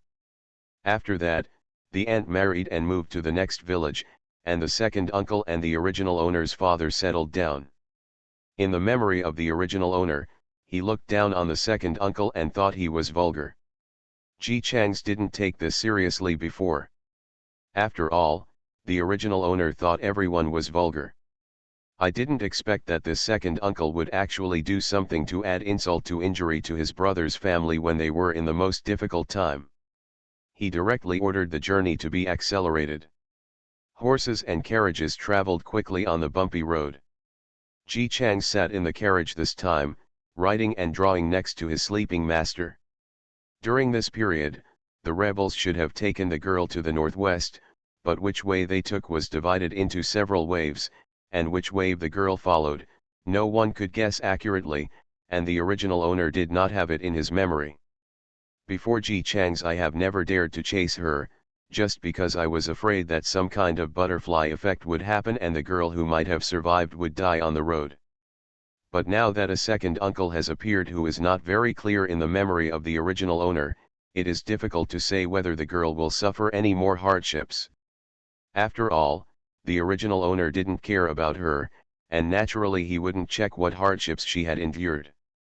All I know is that she was sold to someone else as a slave, gave birth to a son, and worked as a wet nurse for someone else's young master. The others are less clear. Ji Chang's first wrote down that he would send his pursuers to catch up with the rebels, and then crossed it out. No, the rebels are cunning and are divided into several waves. If the pursuers are noticed, they will probably directly Shari'an in order to speed up their journey, and then escape for their lives. They would not be so kind as to leave everyone alive. Then take the second route and send someone to go ahead and intercept them at the door of the house. Ji Chang's frowned, thought for a moment, and then crossed it out. No, there are still variables. If any clues are revealed, the other party is likely to make other decisions. It can only be done after the girl arrives at that person's house and settles down. He wrote down the time one by one.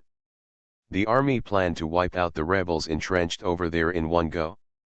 Because of the large number of people, plus the need for training and repairs at night, it would take half a year to fight all the way there. The rebels should arrive faster, at most, they can arrive in 2 months. As soon as you pass by, you are selling people. At this time, he didn't move to avoid any butterfly effect and let the army move forward at normal speed. The miracle doctor was drowsily asleep and was awakened. Huh, he yawned, sat up and looked out the window. What's going on? Are you still on your way after dark? Ji Chang still sat firmly in the bumpy car. Master, please sleep a little longer. I have an emergency at home, so I asked them to speed up their trip. The miracle doctor yawned again. Forget it, I've had enough sleep, so I'll just take a nap. After he lay down, he was thinking in his mind whether he could be cured by giving someone XX poison or XX medicine, or XX medicine. By the way, XX medicine can also be used to poison someone. As he was thinking about it, he found that his apprentice was frowning and wondering what he was thinking. He was writing each word quickly on his hand while thinking about it. He even drew a picture of the mountains. Don't tell me, the picture is quite real. After almost an hour, Ji Chang's, who had used up many pieces of paper, stopped writing and looked at the pieces of paper in front of him with satisfaction.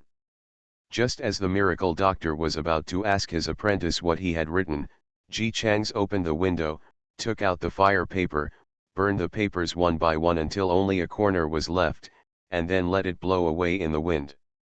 Disciple, what did you write? It took a lot of effort to write it, why don't you want it anymore? Ji Chang's burned the papers one by one and replied, I'm just thinking about how to achieve what I want to achieve as quickly as possible. Have you figured it out yet? Ji Chang's nodded, I figured it out.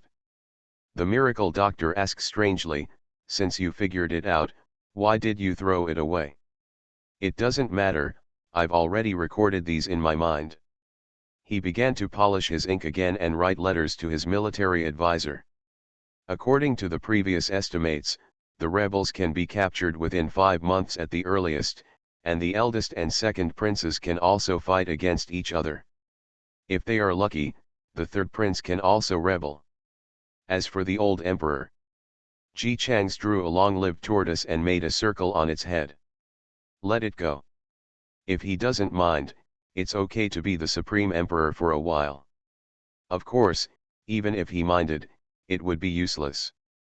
Ji Chang's began to write and draw again, leaving only the miracle doctor looking at his disciple with admiring eyes. Oh yeah. Although I don't know what he is writing, I can tell at a glance that what he writes must be very good. He was so lucky to have found such a good apprentice.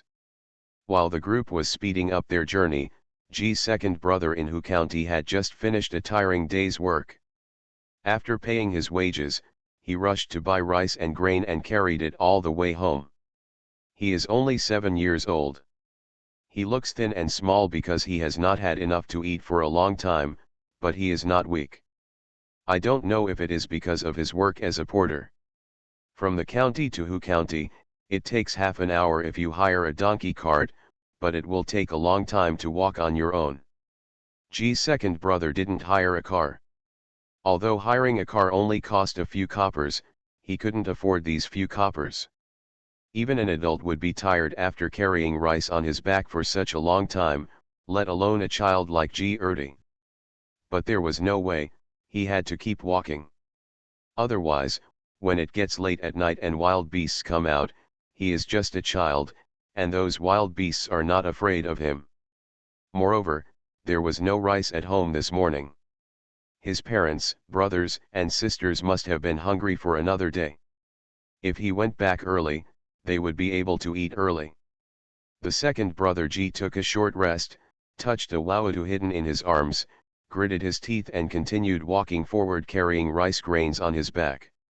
Every porter had this steamed bun, and there was also a bowl of clear porridge. After Ji's second brother drank the porridge, he couldn't bear to eat the steamed bun. Sixth sister is young. She was crying early this morning and cried softly when she was hungry. No matter how she was coaxed, it didn't work. When Ji Erdi went out in the morning, he could still see the little girl squatting at the door of the house and grabbing crickets on the grass. Put it in your mouth. He gave this to her, it should make her happy. I don't know how long they walked, but it was not until there was the sound of wolves howling around that brother Ji finally walked to the door of his house with difficulty. At the door, a boy who, although he was young, was a head taller than him, was waiting outside with an anxious look on his face. When she saw him, her face lit up with joy and she hurriedly greeted him, "Second brother, are you back?" He skillfully took the rice bag from the second brother G's back, put it on his shoulders, pushed the door open with his body, and went in with the second brother G. "Are you exhausted? It's such a cold day and you're sweating so much. I told you I'd pick you up, but you still didn't let me." Brother G shook his head. After unloading the rice grains he was carrying, he felt a lot more relaxed. While squeezing his sore shoulders, he said, "There are many wolves outside. What should you do if a wolf takes me away when you go to pick me up? If we really meet a wolf, second brother, you will also be carried away. I will pick you up. We are the two of us." "No. Brother G is young, but he speaks very steadily. If we really encounter a wolf, it would be better for me to be carried away alone than for us to be together." Seeing that his third brother was still unconvinced, he asked, "What will happen to our parents and brothers and sisters if we are all gone?" As soon as these words came out, G. Sandy fell silent. Second brother, you are back." The people in the house heard the noise, and soon a skinny little girl who looked only 3 or 4 years old ran out. She was wearing straw sandals on her feet, and she was wearing thin clothes. Her face was frozen from the plateau. Red, one eye looks big because she is too thin. He was looking at the second brother G with longing. Second brother, I'm so hungry." When brother G saw that the youngest sister had come out, even though his face was frozen, he still tried his best to show a gentle smile, took out the steamed bun from his arms that had been covered so it wasn't too cold, and handed it over. "I brought the steamed buns. You go and share them with your sister and your fourth brother." The sixth sister was the youngest and only knew she was hungry. When she saw the steamed bun, she quickly took it in her hand and took a bite. Seeing her like this, G's third brother said fiercely, "I just know how to eat. You didn't ask my second brother if he had eaten." The sixth sister was a little scared after being attacked, and she didn't dare to eat. She quickly took out the steamed bun that she had taken a bite of and handed it to the second brother G. She was obviously very hungry, so she smacked her lips to feel the bite she had taken before, and she was still whispering. Said, "Eat for the second brother, give it to the second brother."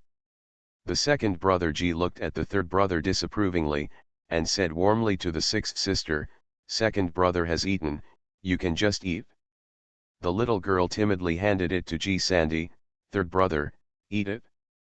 G. Sandy's face was still fierce, but he touched his sister's head with his hand. "I'm not hungry either. I ate on the mountain today. Then I'll give it to my fourth brother and sister." There was still some fear on her face. She grabbed the cornbread in her hand, looked at the two brothers in front of her, and begged in a low voice, "Liuya won't eat. I don't eat enough. Don't sell Liuya." Both of them were stunned. The second brother G's face turned ugly and he looked at the third brother, "Has the second uncle been here today?" G's third brother shook his head with a gloomy face, "I don't know, I went hunting in the mountains today and I'm not at home." He said, turned around and entered the room, "I'll ask my fourth brother." G's second brother coaxed Liuya first, and after promising her that he would not sell her, he also carried her into the house. In the house, the other two brothers and sisters also knew that they were back, but they didn't come out. It's not that they don't want to welcome their brother, it's just that the family is too poor and has few clothes. For example, the second brother G and the third brother G have to go out often, so they have thicker clothes to wear. Liuya and the others were all wearing thin clothes. In order to keep warm, everyone was wrapped in a shabby quilt at home during the day. G's father and G's mother were sick and were in another room for fear of infecting them. When he entered, G's fourth brother had an angry look on his face, and there was still hatred in his childish voice, "Second aunt is here today." On the surface, she said it was for our own good, but in fact, She just saw that Liuya was young and good looking, and wanted to sold her to a cripple in the East Village. The cripple was already over 30 years old, and she actually had the nerve to tell her. The faces of all the children in the room, except for the youngest Liuya who didn't understand much, were all filled with anger. Let them dream. Wu Ya, who was relatively sensible, suddenly said, second and said that the lame man is willing to buy a daughter-in-law for a small amount of money. How about I go? Fart. G. Sandy frowned angrily, didn't that lame man beat his wife to death before? Otherwise, why would no one dare to marry him? Traffickers won't sell women to him. If you go there, you will die. Wu Ya was shaken by the yelling, and lowered her head in discomfort, but the weather is cold, and I don't make any money at home every day. I still eat.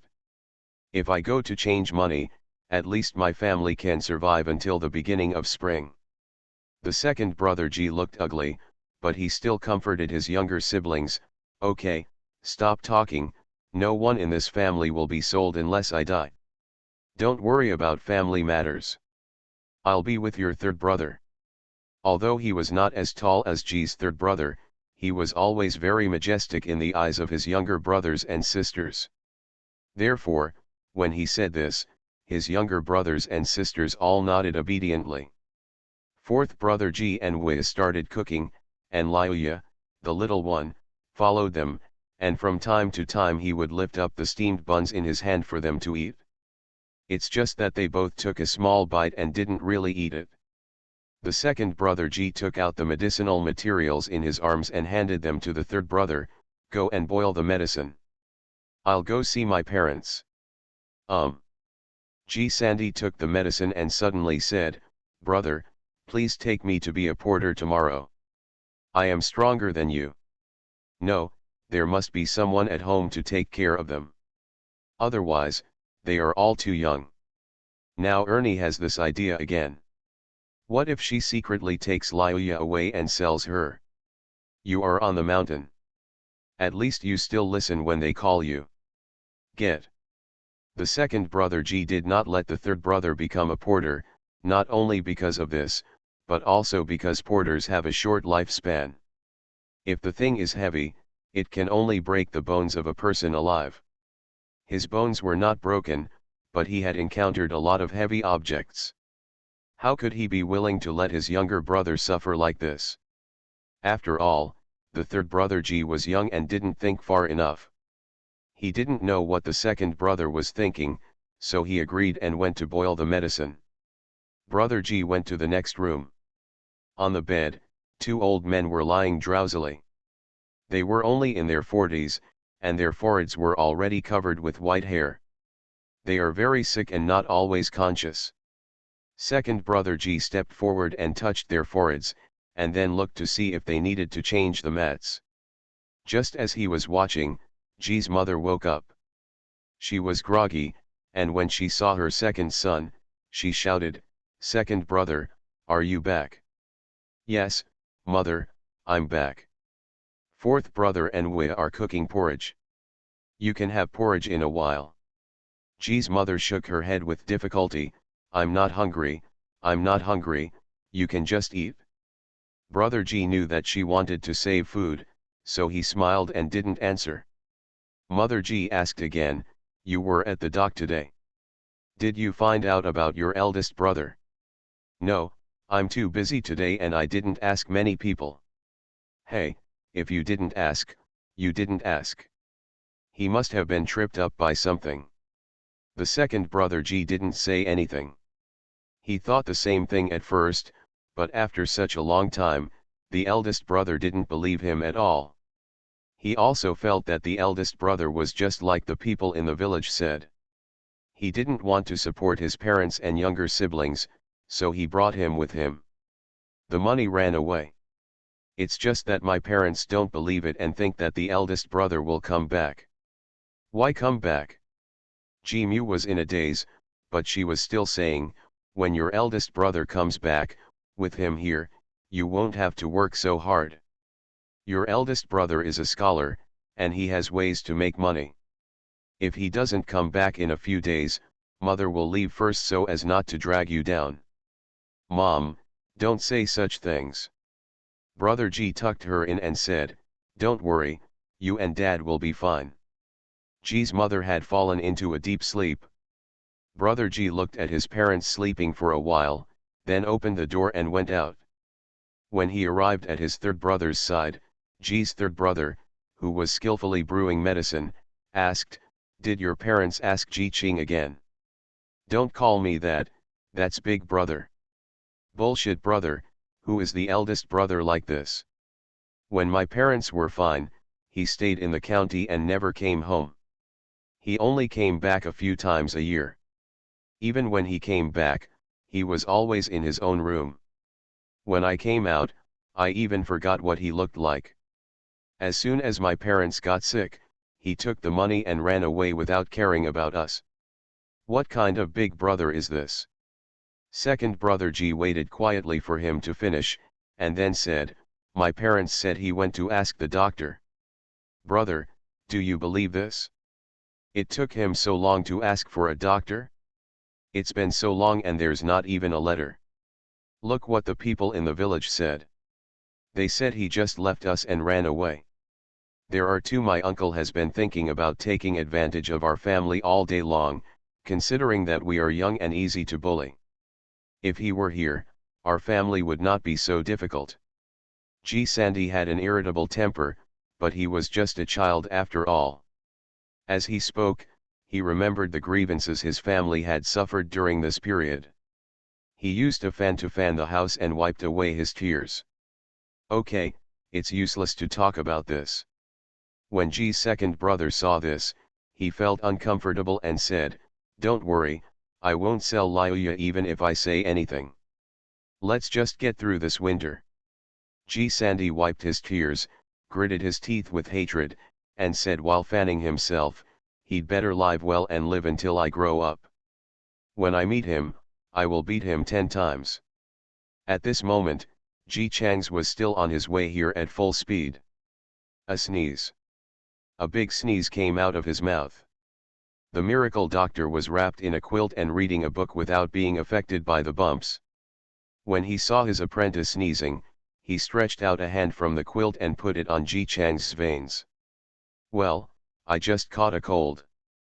Just take some medicine and you'll be fine. Forget it, let's wait until it's time to eat.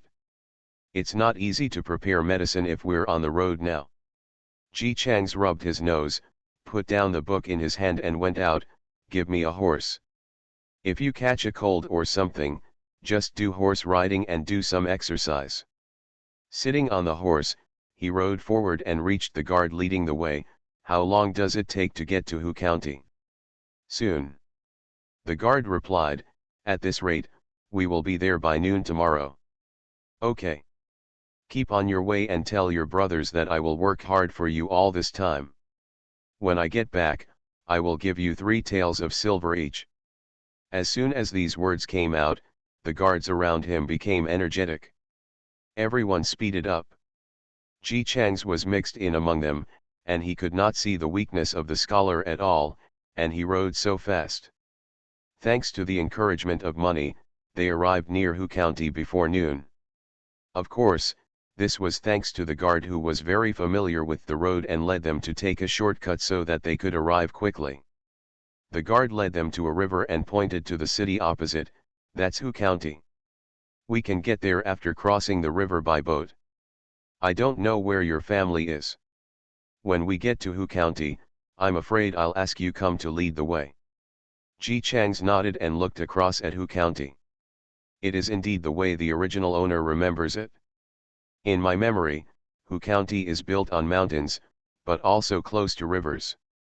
Therefore, many people in the county rely on waterways to make a living, and the original owner's family is a farmer who has been farming for generations. They stood there waiting for a while, and finally waited for 2 boats that could hold people and horses. They all came forward. Ji Chang's recalled the home route in the memory of the original owner. After making sure that nothing was missing, he said to the miracle doctor next to him, my parents don't know whether the disease has worsened, so they have to rely on the master. Easy to say, you are my disciple, you are all one of my own, I will definitely cure them. If this is poison or something, the miracle doctor is not sure yet. But hearing the symptoms described by Ji Chang's, ordinary doctors might be helpless, but it would be a piece of cake for him. If he didn't value his apprentice, he would never have followed such a disease that could be easily cured. After a group of people got on the waterway, the porters at the dock who were resting because they were out of work also learned from a boatman that a group of people had boarded the boat. It looked like a soldier. He was still wearing armor. He must have no shortage of money. They only brought the horse to the boat and left the carriage there. When the porters heard this, they all became happy. It's good if there is no shortage of money. Only when there is no shortage of money will we ask them to carry heavy objects. Go. Go. Go. Those who were themselves porters were not happy for a long time when a middle-aged man stepped forward and dispersed them. Can you take care of so many people? I don't want my people to come and pick up individual tourists. Those people didn't dare to offend him, so they could only leave in silence and wait for them to leave. Only then did the middle-aged man turn around with satisfaction and arrive in front of his group of porters. I'll go pick up the customers in a while. You guys behave well. This is a soldier. If I get them, they will be generous. Today I will give each person an extra penny. Do you hear me? The porters all nodded happily, and Brother G was among them. His eyes also lit up and he nodded quickly. The middle-aged man frowned slightly when he saw his excited look. He waited for the porters to disperse before he came to him and said, "Didn't you just have trouble using your arms? Why are you here again?" G's second brother quickly explained while waving his still painful arm, "I'm fine now. I can continue to pick goods. Look, I'm fine. Okay, I've seen this kind of thing a lot. I still can't exert my strength today, and I won't be able to move for a while. You rest today, and I'll take care of the money." Brother G was stunned for a moment. The middle-aged man touched his mustache, lowered his voice and said like a thief, "Don't tell others about this, or they will make a fuss." Brother G realized what he was doing and nodded quickly, yes, thank you. I will go to work after I have a rest." "Come on, you have such a small body, go, don't be an eyesore here, and rest on the side. I'm afraid that the soldiers will see us at such a young age and won't let us move things." Brother G nodded with bright eyes and sat aside. On the water, the boat has arrived. The boatman said, "Soldiers, our ship is too big to stop in shallow water, so we can only stop here. You guys can go down on your own after all your hard work. If you have anything heavy to carry, you can hire porters on the shore." Ji Chang stood up and looked at the depth of the water. "Fortunately, I can still walk, but I can't ride on a horse and have to walk by myself." As soon as he stood up, he saw a middle-aged man coming over with a bunch of shirtless men, and shouted to them, "Soldiers, do you have anything heavy to move? Hire us to move it, it's cheap, it will definitely be delivered to you safely." The guards had been vigilantly guarding Ji Chang since they saw him. The military advisor has said that if something goes wrong with Mr. G, none of them will be able to escape. "It's okay, it's just a porter. Tell them we don't hire anyone." "Yes." One of the guards came forward and said something.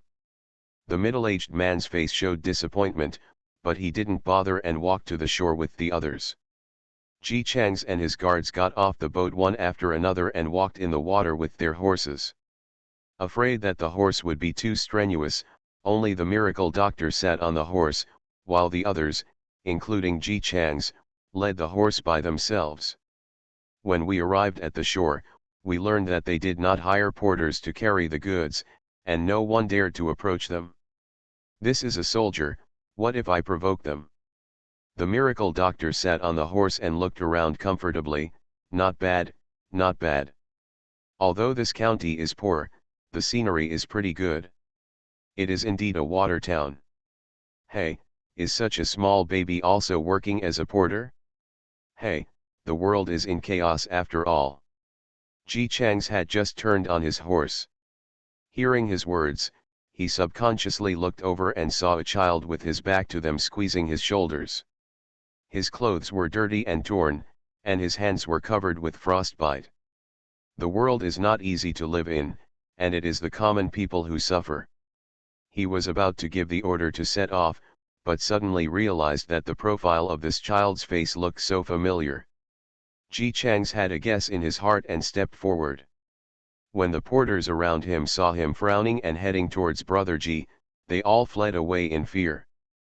Brother Ji had his back turned to him and didn't know it, but he was still squeezing his shoulders seriously. Or a porter opposite him kindly reminded, "Ger, is that soldier here for you?" What? Brother Ji turned around subconsciously. He happened to catch the eye of Ji Chang's, who was sitting on the horse and looking down. Second brother. When Ji Chang saw his face, he was convinced that this was really his second brother. Farmers mostly have many children, and they don't know how to read. They are all named like Wangda Wang Er and his family, in the order of 1, 2, 3, 4, and 5. The rate of duplicate names is also greatly increased. Ji Chang's second brother is also named according to this name, and is called Ger. The original owner was naturally named Jida. However, he felt that the name was vulgar and unpleasant, so after he went to the county town to study, he asked his husband to name him, and he gave him a light name, Ji Cheng. The name is Nagasawa. Brother Ji's body was already shaken when he saw the face of the person in front of him. Then he heard Ji Chang's calling him, and then he confirmed that the man in front of him, riding a tall horse, wearing expensive clothes and armor, with a fair face, like a young man from a wealthy family he had seen, was his eldest brother. He was confused for a moment. He stared stiffly at the person in front of him, not knowing what to say. Ji Chang smiled first. "What's wrong? I went out for a trip and you don't remember me." After laughing, he looked at the embarrassed second brother Ji in front of him and frowned again. "Are you working as a porter? It's my fault for taking so long to come back." Big brother." Looking at the person speaking to him in front of him, Ji Erdi squeezed out the words "big brother" from his throat. He looked at the soldiers around him who were obviously coming with his elder brother, and looked a little at a loss. "Brother, why are you with these soldiers?" It happened that a guard saw Ji Chang's talking to Ji's second brother and came up and asked, "Sir, do you know him?" "It's my second brother." Brother Ji could no longer hear Ji Chang's answer. All he could think of was the two words that the soldier shouted to his elder brother just now. "Grown-ups." That soldier actually called him eldest brother. He was completely shocked. While he was stunned, Ji Chang's leaned down, lifted his whole body onto the horse, and let him sit in front. "Are mom and dad at home? I brought back a miracle doctor. He can definitely cure mom and dad's illness." Brother Ji nodded with a confused face. "Mom and dad are at home." "Then let's talk while driving, let's go." Drive. The second brother Ji was sitting in front, protected by his brother's arms from falling, surrounded by soldiers wearing armor. They called him Big Brother, "My lord." His mind went blank and was extremely confusing, and in the end there was only one sentence left. "Brother, he actually came back with the doctor." Search the official account in Wixin, QMFKXS, follow it and you will see what you want to see. Everyone knows I'm a good man. Author, Tang Zhonmao. Chapter 50. Chapter 50. The people led by Ji Chang's were all wearing armor and riding horses. People passing by could tell at a glance that they were soldiers, and the people evaded and hid carefully on both sides. Second brother Ji was sitting on the horse and could still see one or two acquaintances on the roadside. They were looking at him with awe and fear. When the eyes fell on him, they turned to disbelief. The relationship between these people and the second brother G is not very good. Life is difficult these days, and they can't even take care of themselves. How can they have the heart to pity the weak? When they see a child supporting a family, many people's first reaction is not that this child is really pitiful, but that this child is easy to bully. It's just that brother G joined the middle-aged man's team of porters. Even if someone wanted to do something, he didn't dare to do anything. At most, he only paid lip service to it. Therefore, there is definitely no big hatred. At most, they just dislike each other. And because brother G is still a child, he suffers in most confrontations. But now, these guys who always relied on being taller and stronger than him were raising their heads and looking at him sitting on the horse in shock. After all, he is a child. He was bullied so much in the past, and he had to hold his head high and try his best to arm himself, but he was still no taller than his parents. Now he is sitting on the horse, and he can look down at these people just by sitting. At this moment, even though he hadn't quite figured out the situation yet, G. still felt a trace of elation in his heart. In the past, you used to bully me because you were an adult. Now that my eldest brother is back, he is also an adult, and he is accompanied by Master Bing. I want to see if you dare to bully me in the future. The horse galloped forward quickly, out of the county and into the suburbs. Ji Chang's led the way at the front, and the group of people passed by quickly, startling countless birds. The second brother Ji rode a horse for the first time. Although Ji Chang's was protecting him, after being happy and confused, he still didn't dare to move. So he sat there stiffly and asked Ji Chang's, "Brother, why did you come back with Master Bing?" His voice was too soft, and the sound of the rushing wind covered it up. Ji Chang's didn't hear it clearly and asked loudly, "What did you say?" Louder. Hearing Ji Chang's words, Ji's second brother pursed his lips nervously. He never spoke loudly. At home, he was afraid of disturbing his parents, so he had to coax his younger siblings in a gentle voice. Outside, he had to be obedient and careful to please. In my memory, I have never spoken loudly once. The first time was always difficult. He moved his lips several times, opened and closed his mouth again, as if this was not asking him to speak loudly, but asking him to make a difficult decision. Ji Chang's didn't rush him, he just waited patiently. Finally, in the whistling wind, Ji leaned against his brother's body, with the horse sitting under his butt that he could not even touch, and repeated loudly. "I said, brother. Why did you come back with Master Bing?" "Well, I joined the military camp and now I am the accountant in the military camp. These soldiers were sent to me by the general." Brother G's eyes widened in shock. His face rarely showed the excitement of a child, and he tried to look back at his elder brother who was riding into the wind. "Brother, do you know the general?" "Yes." Ji Chang smiled and looked down at his younger brother. "If you want to get to know each other, wait until you settle down and I will introduce you to him." Brother G's face flushed with excitement, his black eyes sparkling. Just as he was about to nod, his expression hesitated again.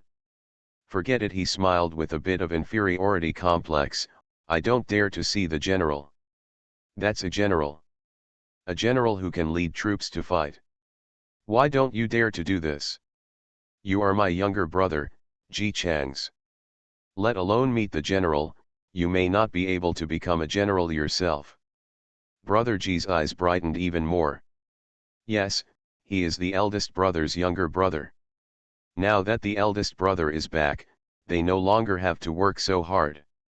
After Ji Chang's finished speaking, he waved his riding crop again. "Second brother, tell me how your family is doing now. Don't you have fields? Why do you come out to be a porter? How old are you?"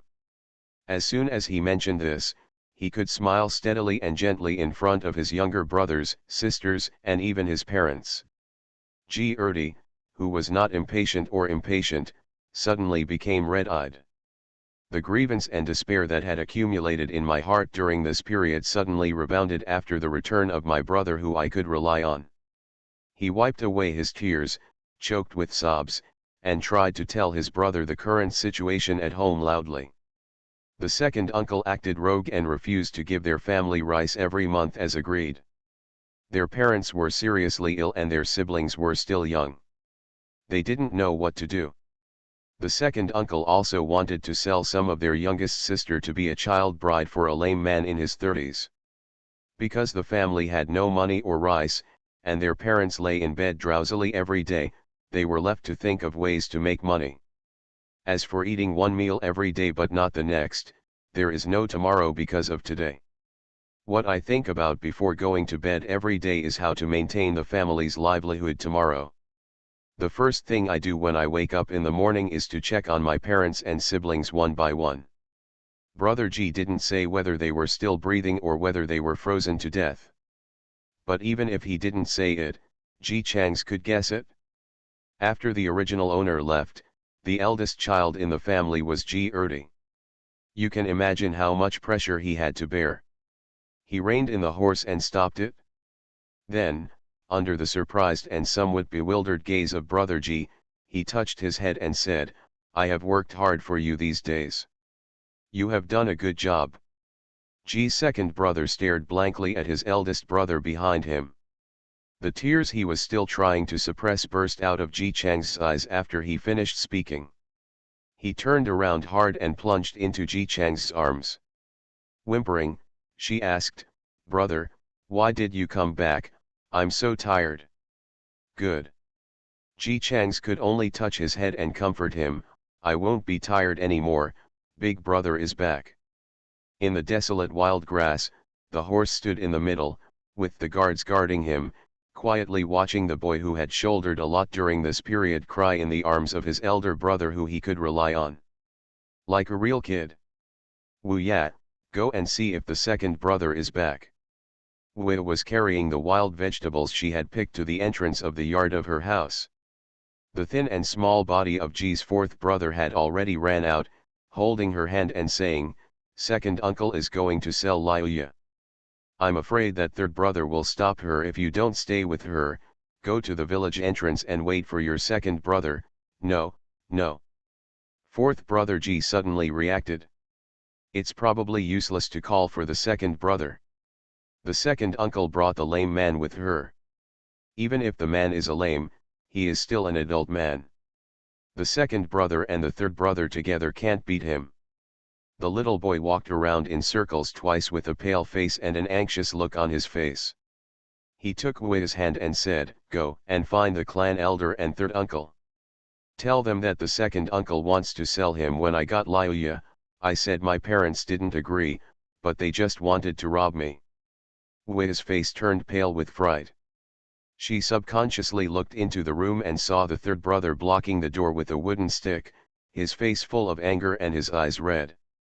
Fourth brother, third uncle, will they take care of us? They didn't take care of us before." Fourth brother G was also so scared that his body was shaking, but facing his crying sister, he still took a hard breath and forced himself to calm down. He comforted his sister as calmly as possible, "Don't worry, my parents are still here. Second uncle can't cross them and sell Liuya. You go and tell third uncle that if someone is killed, we will go to the yamen. Then we will be the members of the clan embarrassed together." Seeing Wu nodded and turned around to leave, fourth brother G thought of something again and quickly pulled her back, "Don't come back after you call someone. Just find a place to hide. I'm afraid Ernie will try to kill you again." P/U003 Wu Ya nodded with tears in her eyes, wanting to tell her brothers to be careful, but before she could even speak, tears streamed down her face. She wiped away her tears, turned around and ran to find someone. Fourth brother G watched his sister run away before running back into the house. When he passed by, he happened to hear the third brother saying something sinister, "If you dare to take my sister away today, you will never have a good night's sleep in the future. You'd better close the door tightly at night, otherwise let me touch it and let you see the king of hell. Hey you little brat. The second ant didn't take his words seriously at all. What kind of waves could a little brat make? She put her hand on her waist and pointed at G. Sandy and scolded, "You heartless person, who did I sell Liuya for, not for your parents? Look at your family like this now. You are so poor that you can't even eat. What's more, let alone getting medicine for your parents, if you sell Liuya and get the money, you can at least have some peace of mind. You really don't know the heart of a good person." Fart. Third brother G was unmoved at all, like a wolf cub, staring at Auntie fiercely, as if he wanted to bite off a piece of meat from her face. "If you are really here for my parents, why don't you give us the food that should be given to my family every month? Don't try to fool me with such words. Today, either you put my sister down and get out, or you die here." As he said that, seeing his younger brother coming back, he turned around and said, "Fourth brother, give me dad's Ganda Zero." "Good." Fourth brother G didn't hesitate at all. He turned around and ran to the yard. He took Ganda Zero and ran over with some difficulty. He has little strength. This Ganda Zero was used when his parents were still alive, and running around with it is a bit heavy on his body. He gritted his teeth and walked Ganda Zero to the door of the house. "Brother, here you go." G. Sandy threw away the wooden stick and held the Ganda Zero, his eyes full of sternness. "Either let my sister go, or I'll kill you and then go to the Yamen to surrender. It's your choice." Seeing that he was such a small person, but his words and actions were so cruel, I felt a little timid while holding the lame man who was struggling and crying for Liuya. He just wants to find a wife, but he doesn't want to be hacked to death. Or forget it. The lame man whispered to his second wife, "I think he's quite scary like this. I'll buy it somewhere else. The girls in other places are all sallow and thin, how can my niece look so good?" The second ant became anxious when she heard this. "How can we forget it?" "Forget it, where would she get this income?" She quickly coaxed the lame man in a good voice, "Don't worry, this is just a child. He is not even 7 years old. What can he do? He can't even hold a knife safely. Just listen to him scare you." Seeing that the lame man was still hesitant, the second mother-in-law became even more anxious. She took a step forward and said to the third brother G, "Third brother, I know you are not stupid. Look at the current situation of your family. How tired you are every day. I have to go hunting in the mountains at such a young age, and my hands are covered with frostbite. Isn't this because the family has no money? After selling Liuya, the family will have money, and you can wear good clothes and eat eggs." No matter what she said, G. Sandy always stared at them gloomily without saying a word. The second uncle took a tentative step forward, and the Ganda Zero was immediately swung by him, slashing straight at her. Ah! This time it was really aimed at her. If she hadn't dodged quickly, the knife would have hit her directly. The second uncle screamed and looked at G. Sandy in panic and disbelief, "You damn kid, really cut me down. You're crazy." G. Sandy still didn't speak, just stared at the two of them coldly. Seeing that he really made a move, the cripple was frightened. He quickly stuffed Liuya into the second uncle's arms. "Sister-in-law, I really don't dare to have this girl. Look at his brother's appearance. I don't want to be raped hacked to death. Don't, he is just a kid, just talking casually to fool you." G. Sandy gritted his teeth, "I'm not just saying this casually. If you dare to take my sister away, I will kill you even if I turn into a ghost. If you're not afraid of death, come here." The second uncle looked at him bitterly. Liuya in her arms was frightened and started crying again. She slapped Liuya on the face in annoyance. "You lose money, why are you crying? Shut up." Although Liuya suffered a lot and was hungry many times, her brothers and sisters never touched her little finger. Suddenly she was slapped, and she was stunned for a moment before she felt the pain, and she cried even louder. The expressions of third brother G and fourth brother G both changed. "Don't touch Liuya. I just moved. She is just a girl. I am her elder, so I can't touch her, right?" As soon as Ernie finished speaking, she suddenly thought of something and put her hand directly on Liuya's neck. Seeing that the two brothers across from her were getting nervous, she felt that she had caught their weak point, so she pinched the neck of the girl in her arms and said arrogantly, "If you don't let us pass today, I will strangle her to death, or she will die, or we go there, it's your choice." Liuya's face was red from crying, but her neck was suddenly strangled, and she was out of breath. She squeezed out a few weak coughs from her throat, and tried to struggle by waving her little hands and feet, but how could she survive an adult? Third brother G and fourth brother G looked nervously at Liuya's breathless appearance. "Let her go. You're Shari-en. If a girl Pianza dies, she will die." The second uncle didn't care at all. In her concept, it would be okay if the girl Pianza died. Didn't she herself drown her newborn daughter? Thinking about it now, I still feel a little regretful. At that time, I thought it was a waste of food to raise a girl. I didn't expect that girls could be sold for money. Otherwise, if that little girl had grown up so big, she would still be able to make more money. Second auntie thought with a little regret, and tightened her grip on Liuya's neck. "Get out of the way, or I will strangle her to death." Liuya kicked his legs, completely exhausted. Third brother G gritted his teeth and took a step forward, but was stopped by fourth brother G. He looked at his younger brother and saw that fourth brother G was staring at Liuya with an ugly expression. "Brother, let them go." Fourth brother. "Second aunt will really strangle Liuya to death, let them go first." Third brother G also knew that he was not as smart as his younger brother, so he gritted his teeth and stepped aside.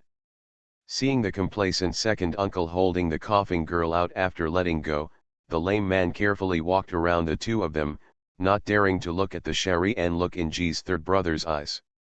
"Sister-in-law, I think let's forget about this matter. Look at those two children, they are quite scary. This girl is young anyway, so I'd better find someone else." After the lame man finished speaking, he ran away quickly without waiting for the second wife to catch him. Eh. I've even carried people out for you, are you scared of a ghost?" Seeing that the other party actually ran away without looking back, the second aunt was stunned for a moment, then curled her lips again. "Forget it, if she doesn't sell it to this cripple, can't she sell it to someone else?" Seeing the lame man running away, fourth brother G saw a glimmer of hope in his eyes and hurriedly stepped forward. "Auntie, he doesn't want to buy Liuya anymore. Please give Liuya back to us." The second mother-in-law sneered and pushed her thin nephew away. "Give it back to you? It's just a dream. I took so much effort to get it out. If he doesn't sell it, no one will sell it. The hospital in the county is much more generous than him. This girl is good-looking and young. She can earn more by selling it to a hospital." Third brother G stood there, watching helplessly as his second wife carried her youngest sister out of the yard, holding her hand tightly. Then, he rushed forward suddenly. "Brother! What are you doing?" Fourth brother G didn't bother to get up from the ground, so he grabbed his legs first to prevent him from coming forward. At this moment, his body was shaking non-stop, but his voice was rare and calm. "I'm going to kill her." With that said, he picked up the knife and walked forward. Fourth brother G quickly stopped him. "Don't be impulsive. If we think of other ways, we must not Shari-en.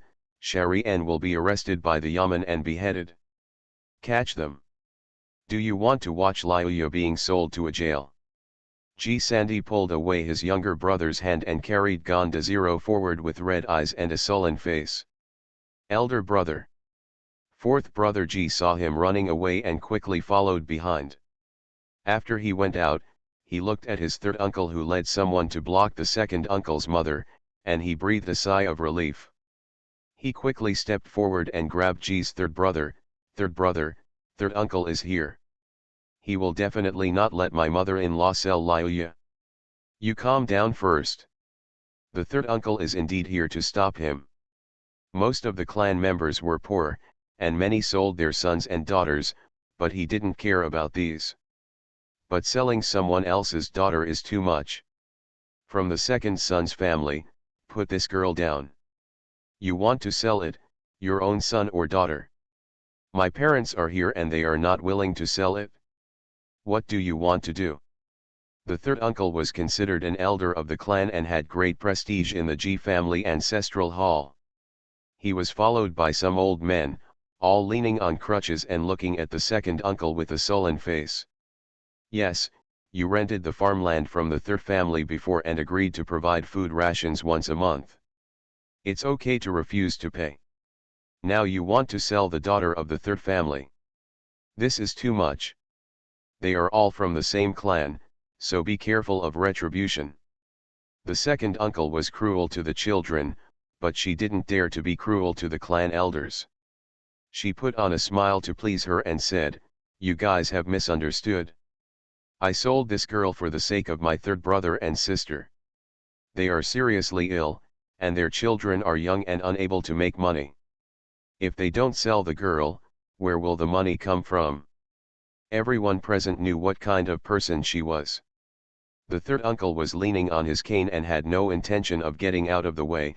If you really want to keep none of the money you paid for selling this girl to the third uncle's family, I won't say anything, but you can't even keep every member of this family. Can we believe what you say even if you don't give me a month's rations?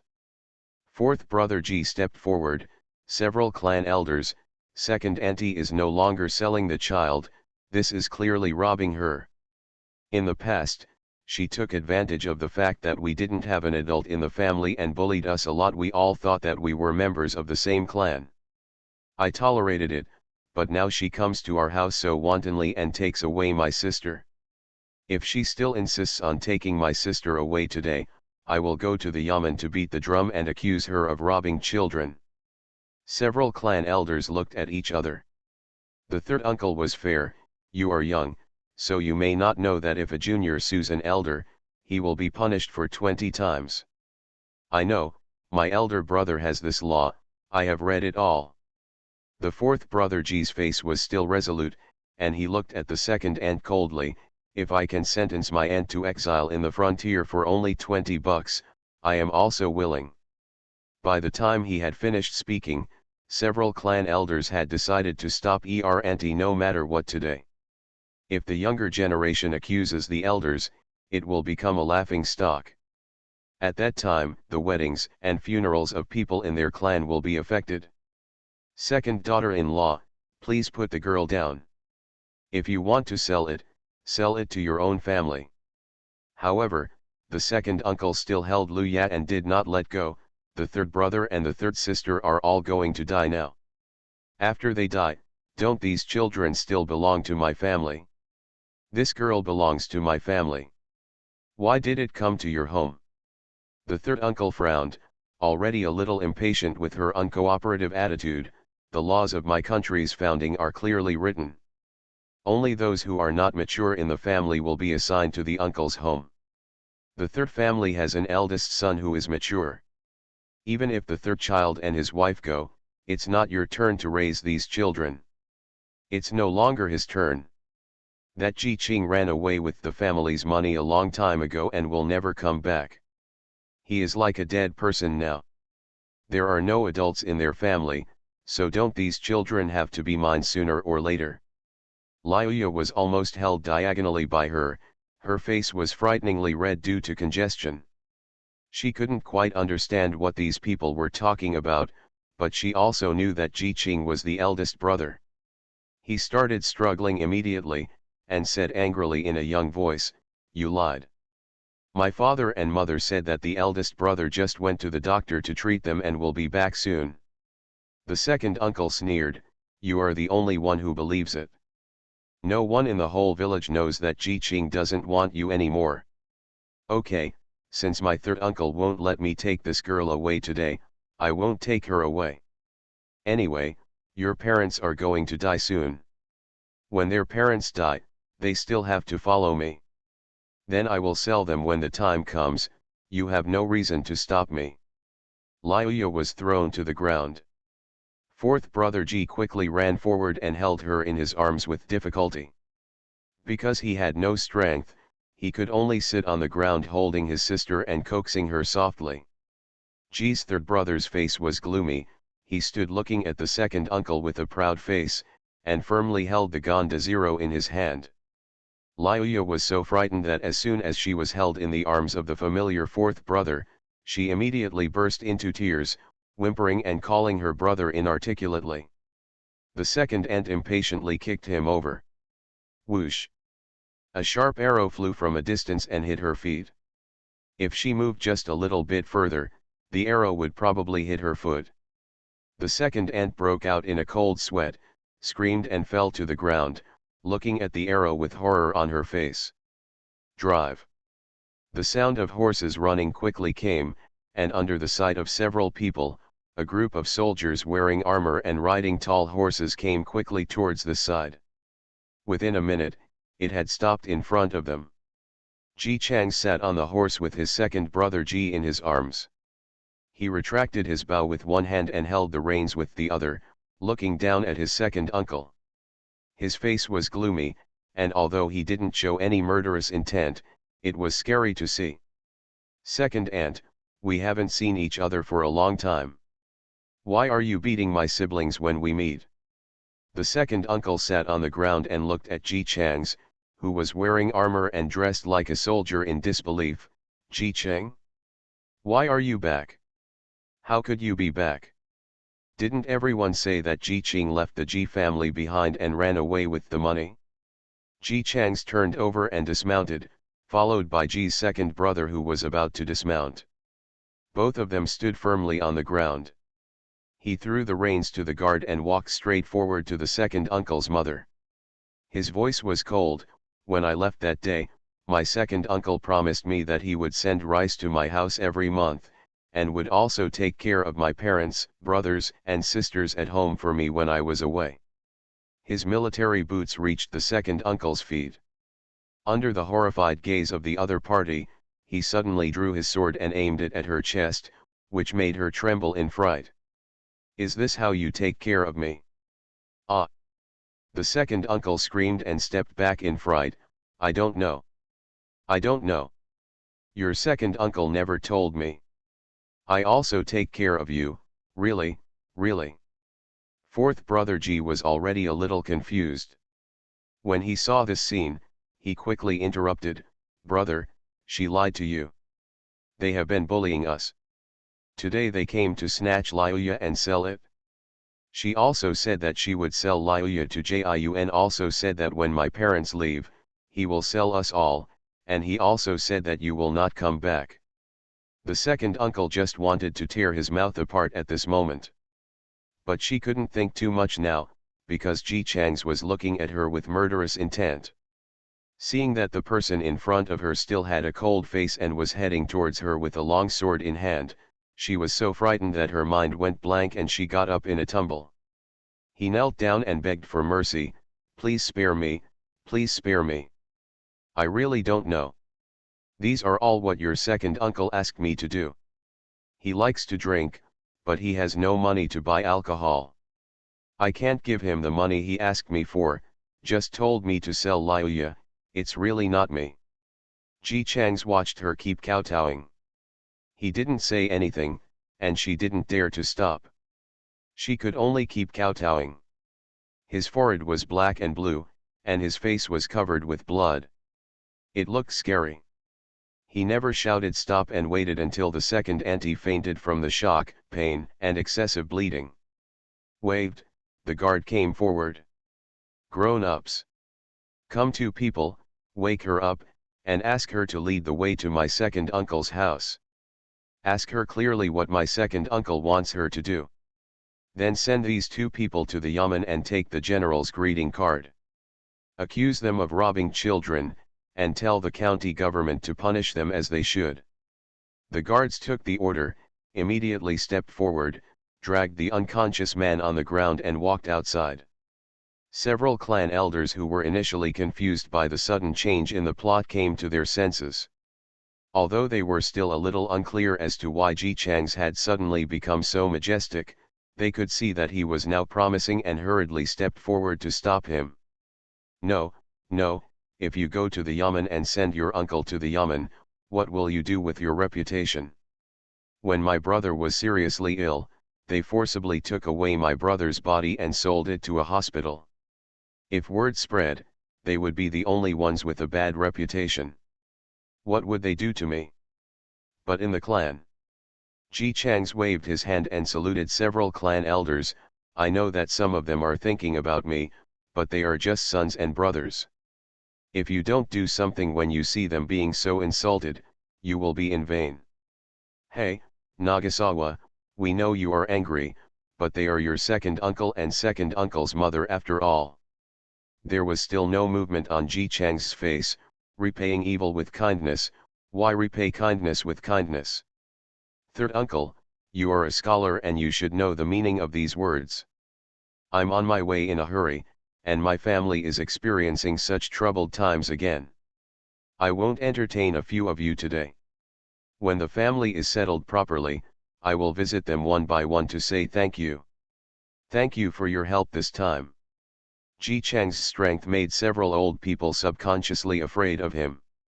In addition, the tall and strong guards in armor called him sir.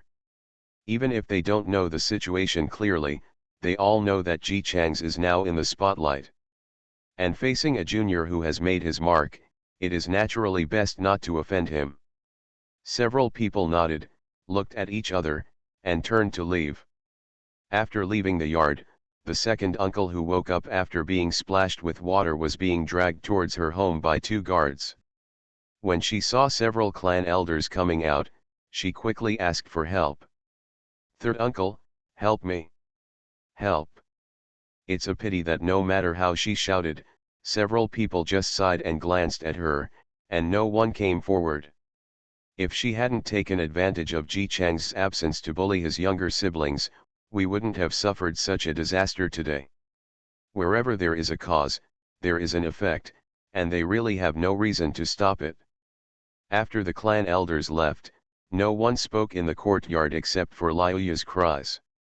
Ji Chang's didn't know what to say, and so did the other brothers. Just when he was embarrassed, Wei ran in a hurry, brother, Liuya. Before she finished speaking, she looked at Ji Chang's who was standing in the courtyard looking at her and was stunned, brother.